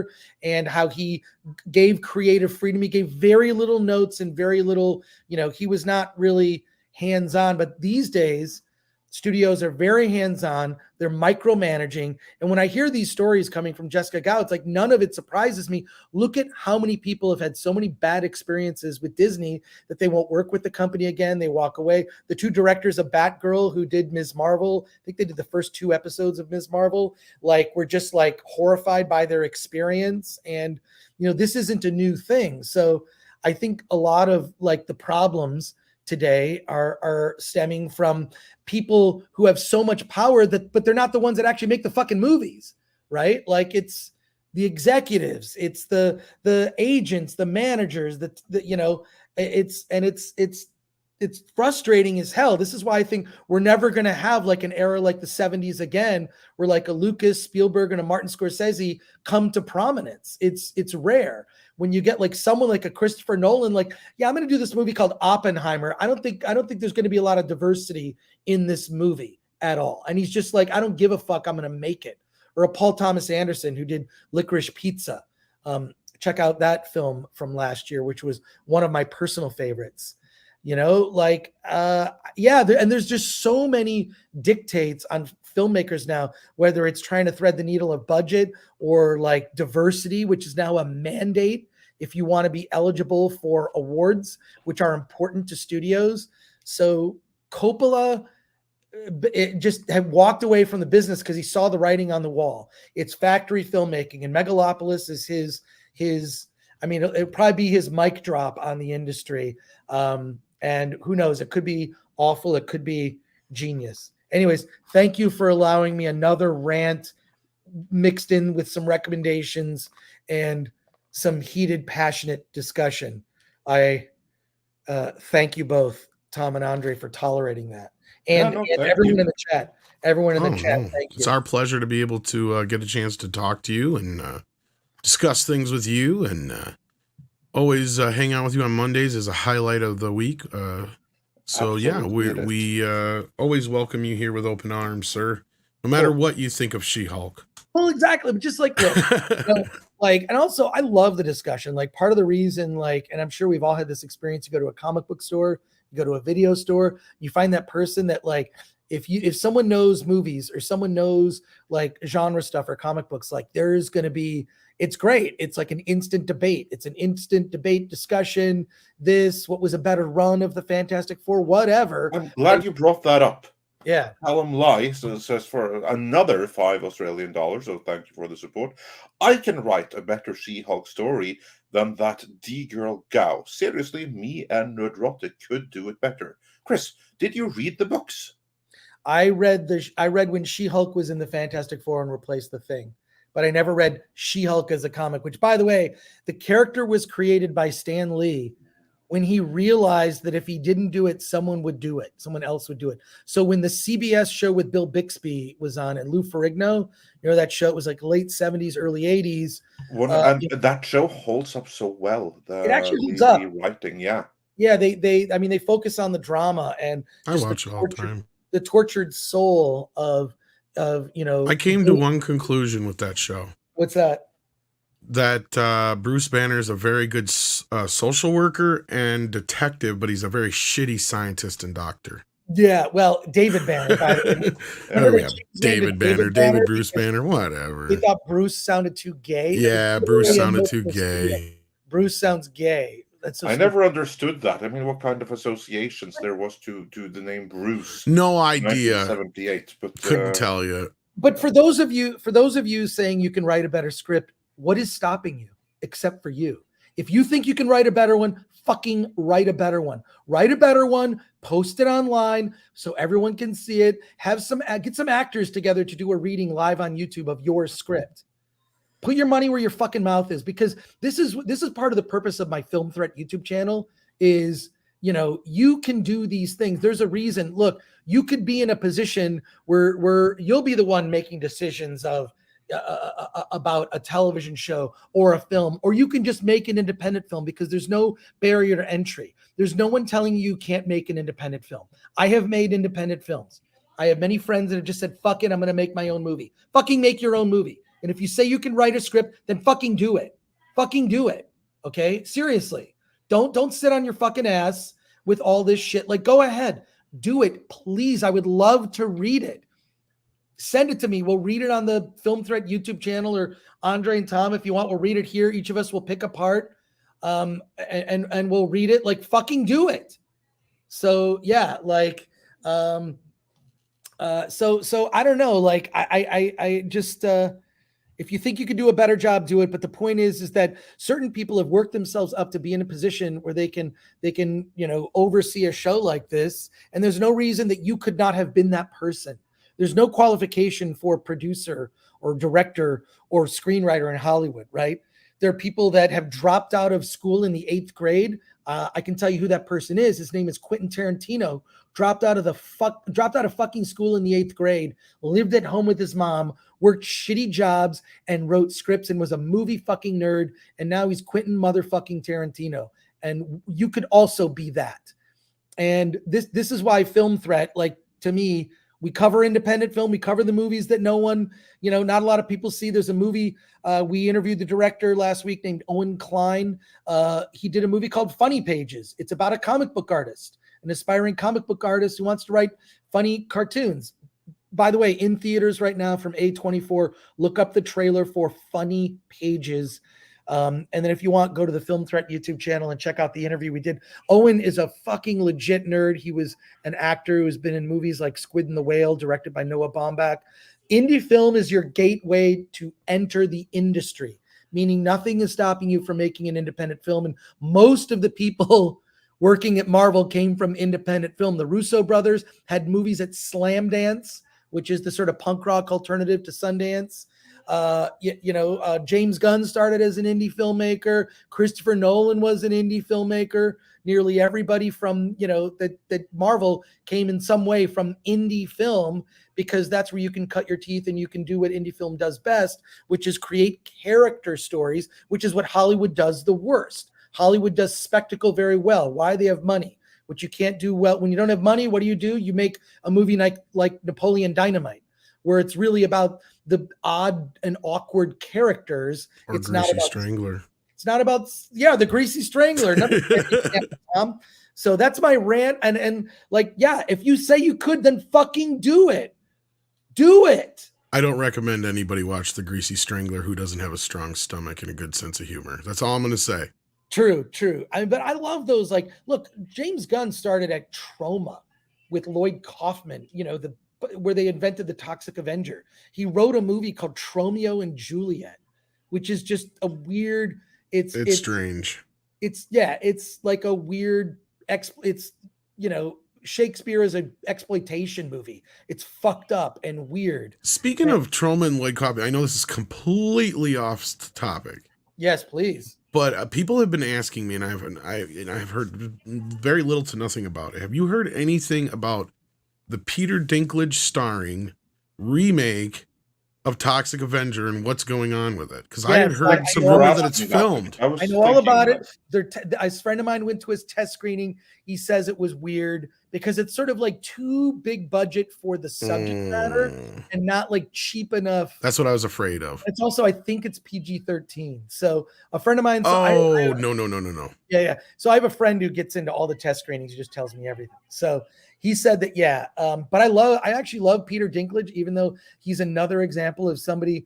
I mean, when is like a celebrity not said something stupid? I'll say this, just having said, done podcasts and hundreds of hours of YouTube. No, I'll be honest. When I heard he was supposed to be on it, I was like, "Oh, that's kind of inspired casting." But anyway, you were in the middle of a point. It is anyway. inspired. No, but what I'm saying is that any one of us could be caught probably saying something stupid. But for the most part, we're more than likely joking because we joke a lot. We don't take ourselves super. I take my opinions and I take what I do very seriously. I take the audience seriously. I don't take myself super seriously.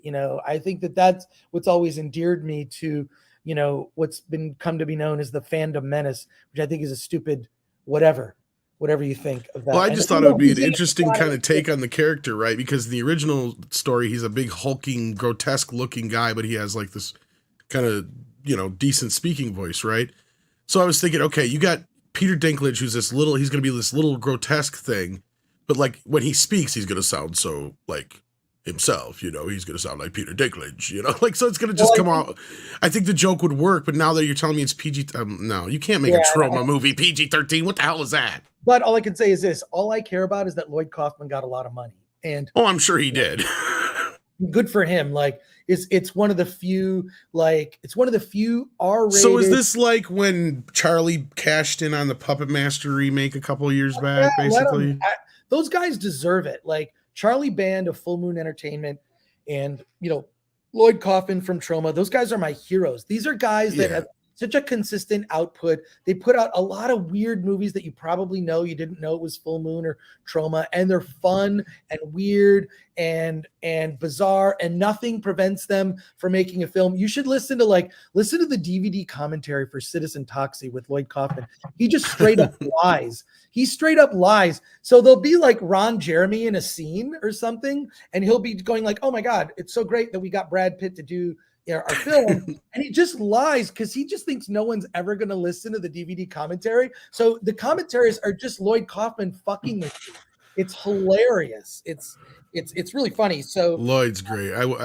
He's somebody I'd like to talk to at some point. Yeah. Well, I'll give you his email. You can get him on the channel if you want. Well, that's the only thing is we're so far behind on some of our other interviews, but that's definitely one I got on the list. Yes. Revcore says you need to watch CGH Clone Wars to the end. It really helps with the prequels. I have heard that from people, from a lot of people, a lot of friends of mine, and there's a playlist. Someone sent me a playlist of like, these are the Clone Wars episodes you must see, because there are like garbage ones where nothing happens, but there are like these key ones where like, if you just watch these episodes. So I agree. Look, I've got a list, and can I read this one? Action Com for 5. Absolutely. How about a dinner with Paul Newman's salad dressing and popcorn, Coppola wine, and Dan Aykroyd vodka, while lit with Gwyneth Paltrow candles? You mean Gwyneth Paltrow's vagina candle? I was gonna say, I think the vagina candle would throw all that off. You were talking until then. But it's interesting. Why do you think celebrities go into this? Like, I'm going to start a tequila company. It's like, because here's what it is. Like, to explain it, is the entertainment industry is freelance. It's freelance. So for example, like when I was doing TV back in the day, like you would do like 6 episodes of I did this game show for IFC called Ultimate Film Fanatic. I would get like this incredible payday, and then I would have to live on that money for a year. So I think like, oh my God, that. I got, you did? Well, Ultimate, I was the host. I think you can find one of a few people. I had IFC because I had to get a satellite, and I'm like, oh, IFC, yeah.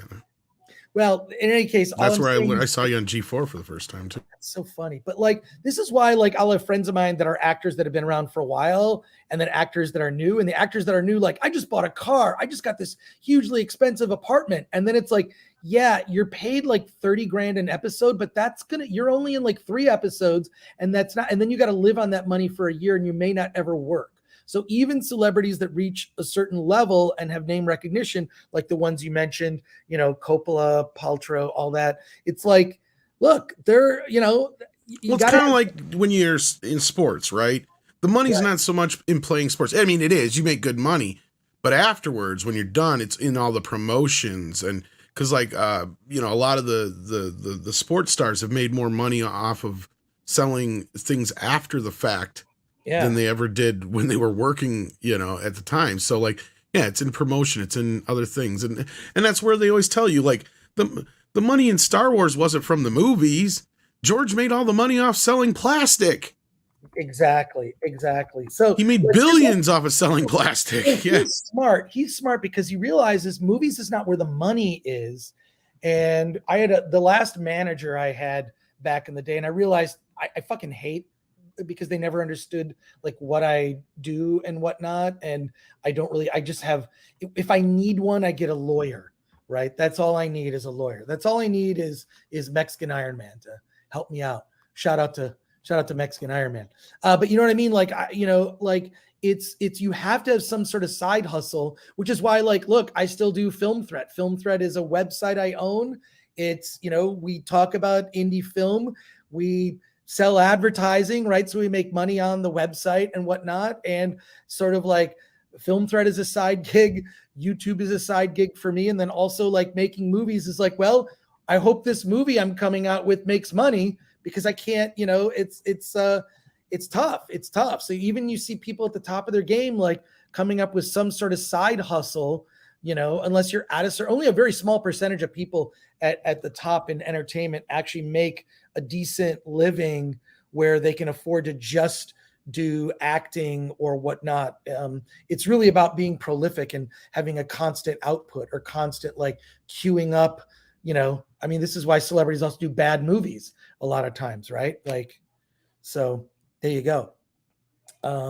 It's so there you go. This is why I look at like celebrities doing stuff like that. And I don't blame them. I don't blame them. The film industry is rough. So no one blames them for that though. Did we? But also look up, there's a really interesting conversation that Eli Roth had once. Look this up. Eli Roth, of course, the filmmaker, he was worked with Tarantino. He did Cabin Fever. Look up Eli Roth. I think he talked to Howard Stern. He told this whole story about like Cabin Fever, how it was this huge success, but he didn't make any money, and like how forever it took and how like he went through, he also made Hostel among other movies. And Eli Roth just talks about like how much shit you're willing to take to be in the entertainment industry. And it's just like, you have to be willing to put up with stupid people and bullshit and whatnot just to get ahead. And he gave this whole rant about Cabin Fever and how he never really made money on it, even though the movie made like millions of dollars at the box office and it was a surprise hit. So check that out if you can find it. And I'm sure he's talked about it on other podcasts or whatnot. I've met and interviewed Eli before, and that guy's like one of the few people in the industry is like, no bullshit, tell it like it is, doesn't give a fuck. And I love that about him. So yeah. Anyways. Yeah. And then we have one more super chat for you here before you round out. Revcode says for $6. Chris Gore, we need just to read watch this one. Oh, we just read that one. Okay, yeah, sorry about that. Yeah. It's okay. Well, then I think we're yes. As far as Chris's super chats go, that appears to be all of them. So well, I'm looking forward to coming on to discuss with you next week. I'm sure we'll talk about House of the Dragon. I'm sure we'll talk about She-Hulk, and we will for sure talk about Rings of Power. I'm sure you guys will all be talking about it on Friday, so it's going to be very interesting. And if you can possibly catch it in a theater, you'll see the first 2 episodes Wednesday night, which is what I plan to do. I ain't signing up for Cinemark's bullshit. Well, I'm lucky. Paulie from Latino Slant, I am his +1. So he and I are going to see Rings of Power Wednesday night, and we'll do an out of the theater reaction. I just want to say thank you to the chat for tolerating my diverse opinions. I have opinions and thoughts that are different sometimes, and I also champion movies you may have never heard of, and strongly recommend that you see Funny Pages. If it's not at a theater near you, and it's more than likely not because it's limited release A24, I'm sure it'll be out on video on demand shortly, and it's another movie that does what indie film does best, which is it's a character study. But at the very least, check out the trailer for Funny Pages. Fucking blew my mind when it came out. I showed it at San Diego Comic-Con. It's 100+ people were just laughing their asses off. It's so good. So thank you again for having me on. Thank you, Chris. I'll be back next Monday. We'll see you soon. Take care, Andre and Tom. Really appreciate you, and thanks again. Night, buddy. Later. Take care, chat. Love you guys. Bye. Bye. Take care, sir. And then we've got, it's time for Hollywood to end with 35 South African rands, who says, how fast does Amazon purge execs if Lord of the Rings flops? Will it be renewed before season 2 episode 2 drops? Claim victory. Will it be renewed before season 2 episode drop to claim victory? Oh, it's already been renewed. Oh yeah, it's been renewed for 5 seasons right off the bat. Yeah, they had to commit to so many seasons. Yeah, so it's gonna be 5 seasons regardless. I don't know if there'd exactly be a purge per se, but what we were hearing is that there's so much invested in this show that if it fails, it will basically kill the future of Amazon's original programming. Meaning from going forward, they probably won't produce their own stuff. They'll only just license things. But that's coming off of people from inside. We have no idea how accurate that is. I don't know. Bezos is pretty gung-ho on this thing. What do you say, Andre? He is. So they're determined to make it work one way or the other, come hell or high water. So if it's going to, that's like their strength, though. They can try to hide a flop as much as they possibly can and deal with it internally. I don't know how much is going to be visible outside. There's certainly not going to be any kind of purge. That is for certain, because as it stands right now, the entirety of Amazon's film production wing are fully behind the Rings of Power. It's made in accordance with their diversity and inclusion playbook and policy, both of which are available on their webpage. So if it fails here, the failure is astounding, and it's across the board. And the only way to fix it is with a purge. I don't think that they're willing to do that. So it's not going to be any purge, I think. We'll see what happens. But you'll be getting 5 seasons no matter what. The option of there not being any more seasons beyond the first one, that option is not on the table. It's kind of like a Discovery situation all over again. Yeah. Dash Attack VTuber EN says the new intro for House of Dragon is reminiscent to the closing credits of the anime JoJo's Bizarre Adventure. Blood flowing through stone. Expect plenty of memes. Okay. Then we got Mike and Ayers here who says, welcome to Raccoon City flopped last year too. Oh yeah, that's right. They had that other thing last year. I forgot all about that. And my brain combined the two because I don't care. Tim Scorpion said, for people angry at Amazon for Rings of Power, there's Mario 64 ROM hack DMCA 64, where Mario fights the CEO of Amazon's floating head. Well, that sounds good. Yeah, but I will say it's completely redundant if you go and you vent Steam with playing hacked Mario 64, and then you go see it anyway, because they don't care what you think about it or how angry you are. If you go see it, even if it's hate watching, then that series has done its job. So, so if you want to protest, make sure you do it right. Yeah. Then we've got Tommy Reviews, who says he did an awesome Resident Evil 2 commercial back in 1998, but again, Capcom was overseeing the project ultimately. Is this in reference to Romero? Did he? No, I think Resident Evil, maybe. I don't know if it was Romero or not, but yeah. Either way, not what I think is a natural fit, but hey, thanks for the information.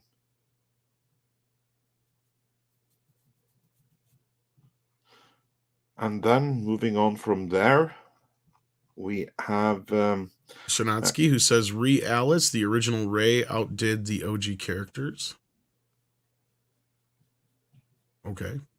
Is Alice a character from I Star honestly Wars? couldn't say. I only know the movies. I don't read the EU stuff. Yeah. That's why, like, I mean, I appreciate those who like. No, like this is Resident Wars. Evil. Resident Evil Alice. Okay. Yeah. I was thinking Rey. The only Rey I know is Star Wars. Sorry. I don't pay attention to Resident Evil. My bad. Yeah, but what it means is like, that she was the original Rey. Well, that could be. I don't know. I wouldn't know. Oh, I see what he's saying. Okay, gotcha. Yeah.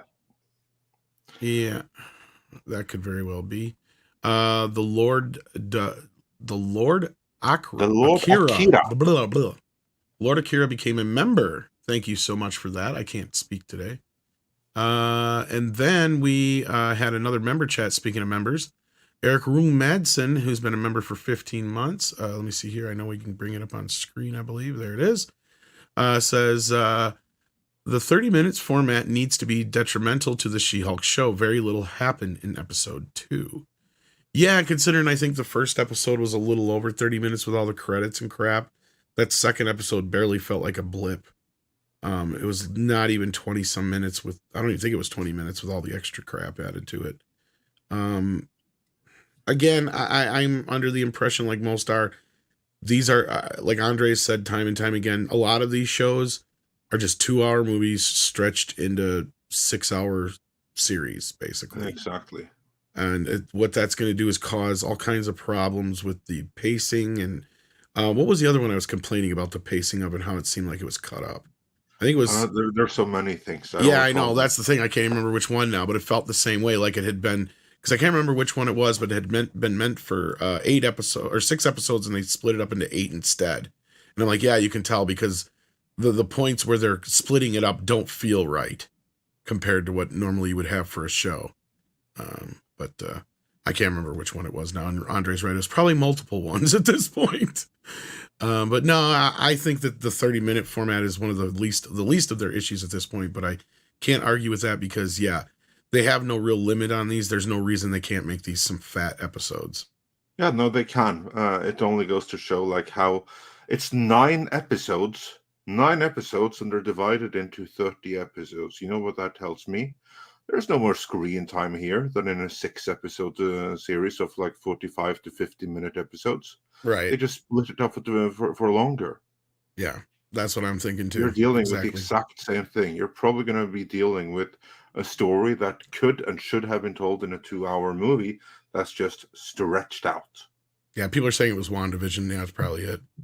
Because I did enjoy WandaVision at first, but I'm like, just something is feeling off kilter here. And then when it got halfway through, I just fell out of it. Like, whatever. With that whole bait and switch with Quicksilver's really what pissed me off. Yeah, that was one of the worst bait and switches ever. Mecha J says, what happened in Netflix Resident Evil is the same thing that happened with Paramount Plus's Halo show. They have these people working on them who know nothing about the source material. And that may be true. But I still stand by, you don't necessarily have to know the source material to tell a good story. You just have to familiarize yourself with it and understand what made it popular to begin with. You know, our go-to on that is always Nicholas Meyer, right? He was not a Star Trek fan, had never really watched Star Trek before being brought on, but he got to know what it was, talked to a few people behind the scenes like Roddenberry and I always forget his name, Harv Bennett. And got an idea of what the show was. He's like, okay, I get this. Yeah, and he found like something that worked for him. He does because he listened to the descriptions, and then he was like, okay, hornblower in space. I get that. I can do hornblower in space, and that's how he approached it. And that was all it was needed. And again, it's just a situation. And he went on to write the next 2. Well, then he wrote 2 in a row, and then he did 6. You know, so like all good movies. All the good movies, yeah. Or no, he did every other one. That's right. 2, 4, and 6. Yes. Because he wrote all the Earth stuff on 4. Yeah, he may have written it. Yeah, that may be. No, that's what we talked about that. Because remember, that was where I asked him in the interview. I'm like, how do you feel about all the colorful metaphors in Star Trek Discovery? Yeah. You're right. Since you wrote all the Earth stuff in Star Trek 4, and there's a big, huge point made about colorful metaphors and how they're used in the 20th century. Exactly. And he goes, that's a very good question, and I don't have an answer for that. But yeah, no, actually, that's a very, very good point. Like the rule of beware of even numbers Star Trek movies. In reality, it's beware of Star Trek movies not written or directed by Nick Meyer. That's a real rule there. But yeah, moving on. Yeah, absolutely. Let's see here. Haitian Felidoro says Gao doesn't know what real women lives are like. Well, that's part of the problem too, I'm sure, is that a lot of these writers have been living in their own little bubble for so long. Yeah, they probably don't know what it's like to be a woman outside of California. I've heard plenty of women complain that these millionaire women in Hollywood do not know what life is like for anyone else. That's a recurring complaint I've heard. And I can see that. How could somebody who makes, over $200,000 or $300,000 to $1 million a year, even if you're a single parent, you're not struggling like a normal single parent. You have nannies, you have this, you have that. Like it can be very difficult. You have to make up imaginary problems, and you have to make. You know what it reminds me of, Andre? Imaginary male villains that don't expect to exist in real life because it's all you got. You know what it reminds me of, Andre? It reminds me of a band. After they have those first 2 or 3 big albums, and everybody falls in love with them, and then they go what people call "quote unquote" corporate, right? Well, to me, what that is usually what happens is the band has lost all touch with what made them, write the songs and the music in the first place, all the struggles and the real life stuff they had to go through. So then when they get to that point where, they've got nothing but 12 cars and, maids and butlers and shit like that, they're not dealing with the same everyday shit that people are dealing with. So they kind of lose touch. My prime example has always been Guns N' Roses. Look at how Axl Rose destroyed that band. And I think the big part of it is money got in the way, because all their best work was when they were still struggling artists. And then they gave their all with Use Your Illusion, and that was it. You're done. Like, they tapped out after that point. There's nothing after that I consider Guns N' Roses. To me, it's just Axl and his corporate bullshit. So you don't consider Chinese Democracy a masterpiece? It's a triumph. I'm joking. Of course. Oh, of course. It's a triumph. I mean, that band was done after Use Your Illusion Part 2. That is, of course. That's what I'm saying. U2, as somebody brought up too, is another great example. I remember, same thing. Yeah. Exactly. Like, they just kind of lose touch. And I think writers in Hollywood are the same way. After a while, you kind of just lose touch with what real life was all about, right?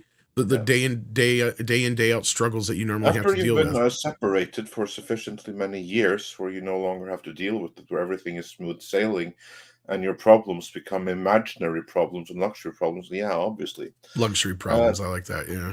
Yeah. And also, before we move on here, we did a poll earlier. Ladies, is the ladies' bathroom a sacred space? And we have the final numbers now. Yes, we support each other, 22%. And no, I want to be alone, 78%. So even there, it would appear that Jessica Gao is a little bit out of touch. Yeah. The Kaiju Gamer says Jen should have been supportive of Bruce since he's her cousin, aside from Betty. Who else does he have? She should know his and take his advice. Know this and take his advice. Yeah, and that's should have been what the show is about, and that's what I was kind of saying and that's how you make those flashbacks work, right? She's resistant in the flashbacks, but you spread those throughout the show where they're like lessons learned, like, oh shit, I should have listened to Bruce. Oh shit, I should have listened to Bruce. Well, that should have been the show. Rules, because no woman can learn anything from a man. No, but that's where I think it would have worked better, right? Like, I don't know if you've watched Arrow. But that's kind of how they did it in Arrow. Like, they would film a lot of that stuff each season, the island stuff together, and then they would spread it out throughout the season, and it would be plopped in wherever the lessons would be, or something would tie back into that past thing. And I mean, it got very convoluted by the end of the show, or near the later parts of the show. I quit watching near the end. But no, I mean, to me, it made more sense. You didn't need all the whole story right up front. You just see the relevant parts when it's relevant, right? That's all that really matters. So after that accident, we should have got right into the show. Then when that bad guy showed up, then that's where you have the little bit where he's talking about, well, you're going to be a superhero no matter what, even if you don't want to do it. And that's where she's like, well, shit, he's right. Like, that's how you could have done this. Just spread it out throughout the show, and it probably would have worked better. Yeah, that would have been better. Anyway, moving on, we have Peter Laredo. Or Laredes? Am I saying that? Petrus. You're going to have to say this name. I'm so sorry, sir. Petrus Laredes? Petrus Laredes. See, that's what it's probably supposed to sound like. Sends him 10 Australian dollars. Doesn't say anything. Just sends him 10 Australian. Yeah. Well, thanks for the support, Petrus. Yes. I don't know if the Google monsters took it, but if you did say something. Either way. Yeah. Tiger Valley 62 says, Culture is a Hitman fan That movie was awful. Yeah, this is in reference to Culture Casino, Hitman, who yeah. regrettably had to leave, that he enjoyed the Hitman movie. I was like a little bit, well, to each their own. We all have our guilty pleasures. But I don't know how many Hitman game fans would agree with that, and case in point. Yeah. But again, as for me, I think the first Silent Hill movie is one of the best movies ever, video game or otherwise. I don't know. I haven't played the game or seen the film. Never played the game, but the movie is sheer fantastic. You'll love it, Tom. To me personally, like, and this just goes by, and this is going by games I've actually played, comparing them to the movies. I think that the Mortal Kombat and Sonic films to this point have done a great job. Other than that, I can't really. For sure. I can't comment on how the Resident Evil is compared to the game. I've never played it. But brilliant movie. Brilliant movie. Yeah. And then we have Gabe A, who says, you think Kevin... Oh, hi, Kitty. This is what I'm dealing with right now. Ladies, so there's the kitty for everyone who wants to see it. You think Kevin Feige is being told to push the narrative and that there's really not much he can do about it? Gabe, no, I think this is Kevin Feige's doing, and the proof is in that he underestimated Chapek in the whole Black Widow business, and the fact that he's become Axl Rose. Yeah, I also don't think that he's being pushed. I think that he has been encouraged to do indoctrinated. I think he has been indoctrinated, and he's now a true believer who does it on his own accord. That's what I think. I think he's one of the instigators who is right now perpetrating it completely without being forced into it. I think he's completely out of touch with what got him here in the first place, and that's exactly sticking in my analogy from before. Minutes ago, yeah. He was once a young, hungry producer in touch with the fans, knew exactly what kind of movie that was done. Right now, we have heard him described as Island Kevin Feige, who doesn't accept anyone else's advice and stuff like that. Well, of course, some people's advice, otherwise he wouldn't be influenced, would he? But he's the one who dictates how things are to be done for the most part. And he's not going to listen to people objecting too much. So he is absolutely a part of the problem as it stands right now. Can he be a part of the solution? I don't know, but he certainly lost touch with what made the MCU special to begin with.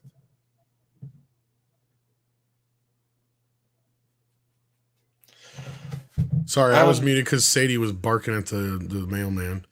Okay. Then we got John Evan Bear, who says, I would rather watch South Park's Lord of the Rings centered episode of the Return of the Fellowship of the Ring to the Two Towers than Woke Power. Me too, John. Do that. Did you ever watch party of that? Yes, that's a great episode. Go rewatch that instead of the Rings of Power. That would be a powerful segment. Poor Butters. STR Red Wolf says, what is the over-under on She-Hulk getting canceled after the first season? It's not doing very well for them, unfortunately. I don't know if it's going to get another season. They haven't out, though. Yeah, this is setting up Secret Wars and shit, so whatever. Yeah, exactly. Like, the only Disney Plus series so far that have been made where they do set up a sequel is Loki and What If. That's it. And they are indeed getting season 2s, which are in production. Yeah. Beyond that, every single other Disney Plus series has been a one series ordeal. Or a setup for a movie, actually. Yeah. It was something that was setting up a movie and stuff like that later on. It's something where if it was a massive success, they of course could conjure up a second season later on. But if it wasn't a smash hit, they could always say that, oh, this wasn't cancelled. It was only meant to be this one original series, setting this and that up. They can easily do this with She-Hulk as well. There's no guarantee that this is something that was ever meant to get more seasons. So it's not going to get cancelled. It's simply going to get not renewed anymore. And if it isn't, they're going to say that was the plan the whole time. Yep. That's what I think too. Yep. All right. Then we got Observer Dude, who says, excuse me, I came up with an idea for a new Aliens movie that would be about the human colony on the LV planet, showing how the xenomorphs wiped them out before the Marines arrived. What are your thoughts? Didn't they do a video game about that? Or comic or something like that? I swear they've told this story before. I could be wrong, Observer Do. You might want to do a little bit more research, but other than that, yeah, it's a great idea. But I think it's been done already. That's why I was in either comic book or video game form, I think. And if it hasn't been done, then it's generic enough that we instantly thought it has been done. So good idea. Victus says it wasn't done in a comic. Yeah. And exactly. There you go. And not that many points for originality, and how good it would turn out is all in the execution. Yeah, it'd be an interesting story to tell, but to me at this point, the Alien franchise has been just tarnished so badly by Ridley Scott. It's done. Daniel Parker says Orson Welles is another guy who got screwed over by Hollywood. Oh yeah, but then again, he's also kind of a guy who blew his load right away. You know, he really. How do you live up to Citizen Kane after that, right? Like, I mean, you make your masterpiece right out the door. I mean, I guess the closest I can compare to that would be Francis Ford Coppola, right? Like, I mean, Godfather wasn't necessarily his first film, but that was the film he was always going to be compared to no matter what. He was never going to top. Exactly, right? Like Apocalypse Now came close, but that movie was a nightmare for him.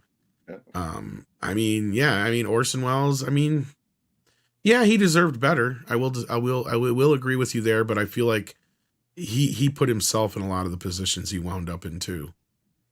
If you do any historical reading on him or check out any of what he did, like he had a lot of shots and he fucked himself over in some cases, but at the same time, I agree. He didn't get a fair shake overall.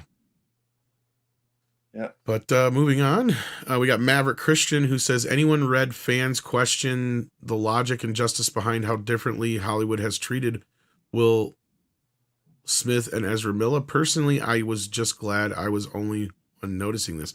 I did not read it. But I'm not surprised, Maverick. This is kind of what we're seeing is the Andre used the term waking up the other day because we have no other term of using it. And, it's so close to being woke. But yeah, there's a lot of people, I think, waking up to this whole thing that's going on, right? Yeah. And you don't have to go with Will Smith in particular. You can go with literally anyone who does anything and compare this with someone who, let's see, what are the greatest hits? Chokes out a pregnant woman on camera, no less. Who is kicked out of several bars, gets arrested 10 times. Multiple cases of assault. Has the kids and the grooming, and oh my god, like if it was Will Smith that had done what Ezra Miller is accused of, he'd be in jail. Yeah. Any one of us would be in jail. Yeah. Absolutely. No. And here's the thing. I have not heard much come out of the camp as far as what's going on recently with Zasloff and crew. I know they weren't happy with Ezra before, but I know that there's a lot wrapped up into this, and he has been in talks with Pam Abdi and Michael DeLuca, and they want to make this work for this movie because they don't want to spend any more money on this damn thing. Especially not considering that the movie is testing fairly decent, including his performance. I'm hearing that enough now that I guess I got to believe it enough. But before that, I never heard about a positive screening at all. Like, I don't know where this is coming from all of a sudden. But I'm only saying fairly positive. I don't believe that is like the best thing ever. There's also a rumor going around, though, that they're committing to him going forward. I said, I don't know about that. I've not heard anything to believe me to believe that. If this movie comes out, it does okay, and he's able to walk the straight and narrow between here and the movie, he's the Flash going forward. I do believe that. That may very well be. Yeah. But he's got a long road. Then all is forgiven. But that's the point Maverick brings up here. Should it be, though? And no, I agree with Maverick. It shouldn't be.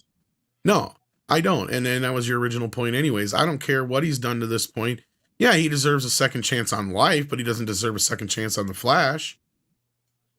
I mean, can you imagine if Christopher Reeve had done some of this shit back in the day? Do you think he would have been allowed to be Superman still? Or Chris Pratt, would he be allowed to Or Chris Pratt? Oh, fuck, no, they'd cancel Chris Pratt in a heartbeat. Oh, they're looking for, like, that poor guy. He, like, wakes up his Twitter in the morning and sees some shit I've been canceled. He wouldn't have to... now.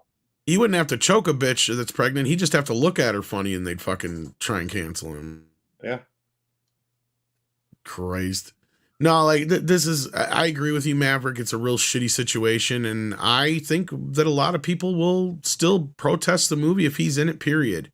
I hope that word gets back to Zaslav, because I have a feeling he will not hesitate to recast him then. But that's just kind of been the thing, is he hasn't technically... This is the most I've heard, was that he technically hadn't been convicted of anything, so if they could get him into rehab and put him on kind of basically an apology tour of sorts, that he will still be in the movie. That was the only way that was working out.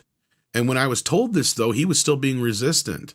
Like, they didn't know where he was, and what help they had offered him, he had turned down. But I don't know what's coming up, and that's the other thing that's got me wondering, is for him to have finally come around to this, whether it was him getting wrangled up by a couple of agents and managers or what, or he's got something coming up on the horizon that's really going to make him look bad, so he knows he's got to do his best now to get in some good graces. I don't know. Well, that's what I'm curious about. Yeah, well, I think it was more a matter of Warner saying something like, well, you can choose. We're not going to force anything, so you can choose if you want to basically enter voluntary captivity and stay locked up under our supervision. You can choose to do that, or you can choose not to do that. And then you can choose if you want to pay us $400 million in cash right now, or if you want us to sue you for that amount. It's like, it's all up to you. I think it's a little bit like that. I think that was a... and then also, it spoke to his mother. Then I'm like, well, and if he can't pay those $400 million, we're going to come to you. We're going to keep you accountable in here as well. I think there was some gentle negotiation and persuasion like that going on. Yeah, I mean, I don't know how they could, maybe they could make him liable for it, but I don't know. Oh, hell, they can make him liable. Absolutely, they can make him liable. Hell yeah. Well, all I don't the know about the stuff whole that he's thing. done, like, oh, they totally can. They totally can make him liable. If they have to shelve the movie or something like that because of him, because unreleasable because of him, oh, that's going to have repercussions. Mm-hmm. Well, there is another side of this, though, and you shared this tweet with me this morning, Andre. So I don't know if I'm allowed to have a few minutes to gloat about it or not. I'm not really gloating anyway. It's just more or less, it confirms more of my reporting, let's say. If this is true. I mean, we're hearing more of the same of what I've been saying, and this is what I've been trying to tell people who are Snyder fans. According to this Geralt of the North, I'm not real familiar with him, but he says, attention everyone, David Zaslav has set up a 10-year plan, and the new storyline starts from Black Adam. Anyone who's saying it connects to the Snyderverse is lying for clicks. It'll be a new storyline with most of the Snyderverse cast returning. Thanks. And that's kind of what you had posited, I believe, early on in some of your editorials. Yeah, like what I'm saying, well, will the Snyderverse continue? That depends on what you mean with the Snyderverse. And that's what I kept saying, is they're very hesitant to ever use the Snyder term. And we have a video coming up where we kind of break down everything I've heard in the last few months in various ways about the whole Snyder movement. And I've kind of said it before, like the way they look at it, even now, still to this day, unfortunately for the Snyder fans, as far as they're concerned, the theatrical cut of Justice League is the canon version of the storyline. That has not changed, and that will not change. The Snyder cut is just an also-ran, as far as they're concerned. So that's something I've heard for a long time and still stays consistent. And somebody just, can't remember who it was in an interview, they just confirmed it again. But we bring it up in our video because they were trying to get some footage for the Snyder Cut, and they're like, nah, that's not the canon version. So to me, I've been telling everybody this for a while. That's what I keep hearing is they're very resistant to going any direction that has anything to do with Snyder outside of some of the cast. And even that was starting to called into question. Because at this point, a lot of the cast has reached the end of their contracts. And I heard Zaslav would love to go forward with Cavill, but he also wants somebody who's going to be there for the next 10 years. And that went right along with what he said at his, during the investor call, where he said, I have a 10-year plan. And that's what I'd been hearing. And now we're hearing more and more about this. And in December, we're going to hear just what that 10-year plan is. And if Dan Lin is going to be running the DC universe by then, I'm sure we'll find out. And at this point, kids, I'm just telling you, if you're a DC fan, don't get your hopes up for any restoration. It doesn't look like that's going to be the case. And I'm not trying to be a contrarian or piss anybody off or anything like that, but they just don't see any real future in this. The Snyder Cut did not do as well as some people like to claim it did. And the fact that the Batman did as well as it did, and it didn't flop, sent mixed messages to them. And it was enough mixed messages for them to go, you know what? People are not as hung up on Snyder as some of the fans would like them to think they are. Which is kind of the nicest way I could put it from what I heard. And I got to also remember that some of the people I'm talking to may have a bias of sorts. Just like there's some people out there reporting on the Snyder side of these things with a Snyder bias. You got to remember that too, right, Andre? Yeah. That about sums it up. And of course, we'll get back to... But that is also right on the heels of the recent news that finally everybody's picking up on the fact that Amber might be getting replaced in Aquaman 2. Which is something that we said was already happening. Maintained for months, yes. A month. We've been saying it like 1 month ago, almost 1 month ago. We dropped a video where we said, we are hearing this is now happening. We don't know who the actress is. It's apparently not Emilia Clarke, but it's someone. And it's happening. It still right might now. be, but I was hearing that the chances of that were slim. And I thought the timing of her interview or whatever that was, that article about her issues that she had health-wise, and then her signing up for the Game of Thrones thing, all that timing to me kind of told me personally that I'm not so sure it's her, because, and it's not because that we had heard that there was already a scheduling conflict. And if that's the case, they want somebody who's going to be around for a while. And if she can't commit to 10 years, then I'm sure, or at least a few more years, then I'm sure that they will be going with somebody else. But then again, like I was just saying before, we may be seeing the last hurrah of some of these actors too. And that's what I was getting at the other day is, you know, Momoa's contract's coming up. Henry Cavill's contract's already up. Ben Affleck's contract is technically up. Even though he did sign a new contract with Warner Brothers, they didn't say shit about Batman. And you would think they would, but then again, they may be saving that for December. You're right. Because we clearly see that they're going away from the Michael Keaton idea, which was originally the plan to replace Ben Affleck with Michael Keaton. We knew that. But anyway, we got a few more super chats to get through, and we got a video coming out about that. So I don't know if there's anything else you want to add, Andre, but yeah. I have nothing to add for now. I figured as much. STR Red Wolf says Jeff Bezos has little say. He hasn't been CEO of Amazon for some time. That's true. He's ex-chairman now, not worth wasting the time to get his opinion. You know, I don't even think about that half the time, but you're right, STR. Who is technically running it now? I forget. Somebody in the chat will let me know. Matthias is sorry. I'm sorry, Matthias. Matthias Fredrickson sends in 50, was that Swedish krona? Swedish krona, yeah. I suspect that we will see some lighter course corrections of the Lord of the Rings of Power, but not until later seasons, plus happy they have a Swedish female director. Maybe, but I don't think they really give a shit.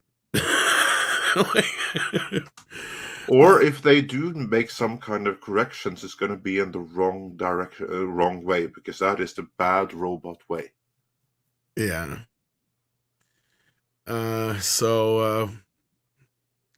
You know, I don't see any course correction really. Nah. I was trying to think of a scenario where there could be, but no.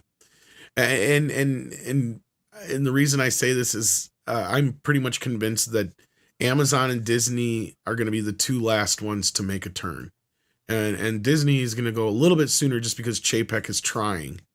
As far as Amazon goes, I've seen more proof that they're ready to double down on the woke shit, more so than they are to get away from it. But we've already seen Warner Brothers and Netflix on the other end making huge changes. So we'll see how this goes here. Yeah. Then we've got, we had a super sticker come in here from Jesus Davila, who sends us a thumbs up.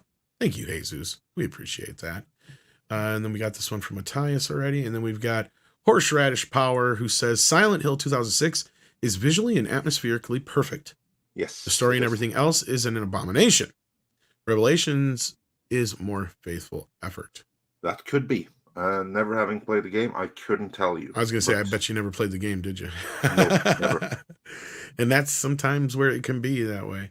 That's where, and real quick, that's where people like, people ask me, well, how can people even like this stuff when they know it's shit? It's like, well, they don't necessarily know it's shit. Just because you and I may know what the source material for this stuff is, there's a lot of the general audience who has no idea. So to them, this is new and this is good. But what they're seeing is the good stuff that is still left in there pretty much. And that's it, probably. They're not realizing that what they're watching is a bastardized version of whatever it was before. Wheel of Time comes to mind. I know you recently talked about Sandman, for instance. But yeah. Then Theo Local Loner says, do you think Revenge of the Sith is a good movie? 6 is going to kill me if I say anything, so I'm going to say yes. No, it's the best of the prequels. That's what I'll say. I'll say it's a movie that had... there was a very good movie in it somewhere, but it wasn't fully realized. I like it, but yeah, I think the problem lies in, and this is George Lucas's words himself. So he said that when I made Star Wars Episode 1 and 2, I put in about 5, 10, 15 minutes of story in those two. And then when I got to Revenge of the Sith, I realized I had a 5-hour story to tell and only 2 hours to do it in.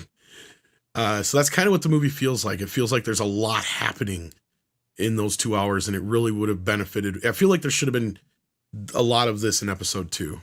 But that's just me personally. And no, Revenge of the Sith is still the best of the prequel films, I would say. So outside of that, nothing else left. We are caught up. So did we hit all the main topics today? I can't even remember what they all were. I believe so. So, of course, we'd like to say thank you to our guest today. Of course, Chris Gore and Culture Casino. Links for both are in the description. Thanks to everyone who was watching. Remember, smash that like on your way out the door. That would be most appreciated. I see we are almost at 700 likes, and we had more than 1,000 people watching for most of the show here. So yeah, smash that like. And ActionCom says on the way out the door here, great show today. Tom, Andre, have a couple of glasses of Danny DeVito limoncello on me. Oh, thank you. And thanks for helping. I didn't even know Danny had his own, but I'm not surprised. With the time codes as usual, that's so appreciated for everyone. And then Dr. Longdongler wonders, did we catch his sticker? Yes, we did. We did. Yes, we did. It was a while back, but yes, I can't exactly tell you how long ago, but it was it's there somewhere. It was in one of the times we paused for super chats. Yeah. So thank you for that. And thank you for Six in the background, of course, for all your help today, and all the other mods for all your work as usual. Thank you for that. And all of you for listening. Thank you for your support. And please hit that like button on the way out if you haven't already. We appreciate that. We should have Toxic Femininity tonight. Should have Toxic. Yeah, should be. We've got that, and I believe Midnight Side Espanol tomorrow morning, and yes, of course tomorrow night Mead, and then Alejandro Montoya Marin is in the house. Says, got to chat DC versus Hispanic Heritage Month soon. Yes, Paulie brought this to my attention, but sadly we're running overtime already today, so maybe this is a topic we can jump into on Wednesday. Topic for tomorrow. Maybe we'll even get to it on Wednesday. Basically, DC wanted to make a tribute to Mexico, and they botched it completely. So I'm not surprised. Yeah. So, all right, we'll check into that soon. And with that, let's say it's time for some koalas in the rain. Koalas in the rain, koalas in the rain. No fucks given, koala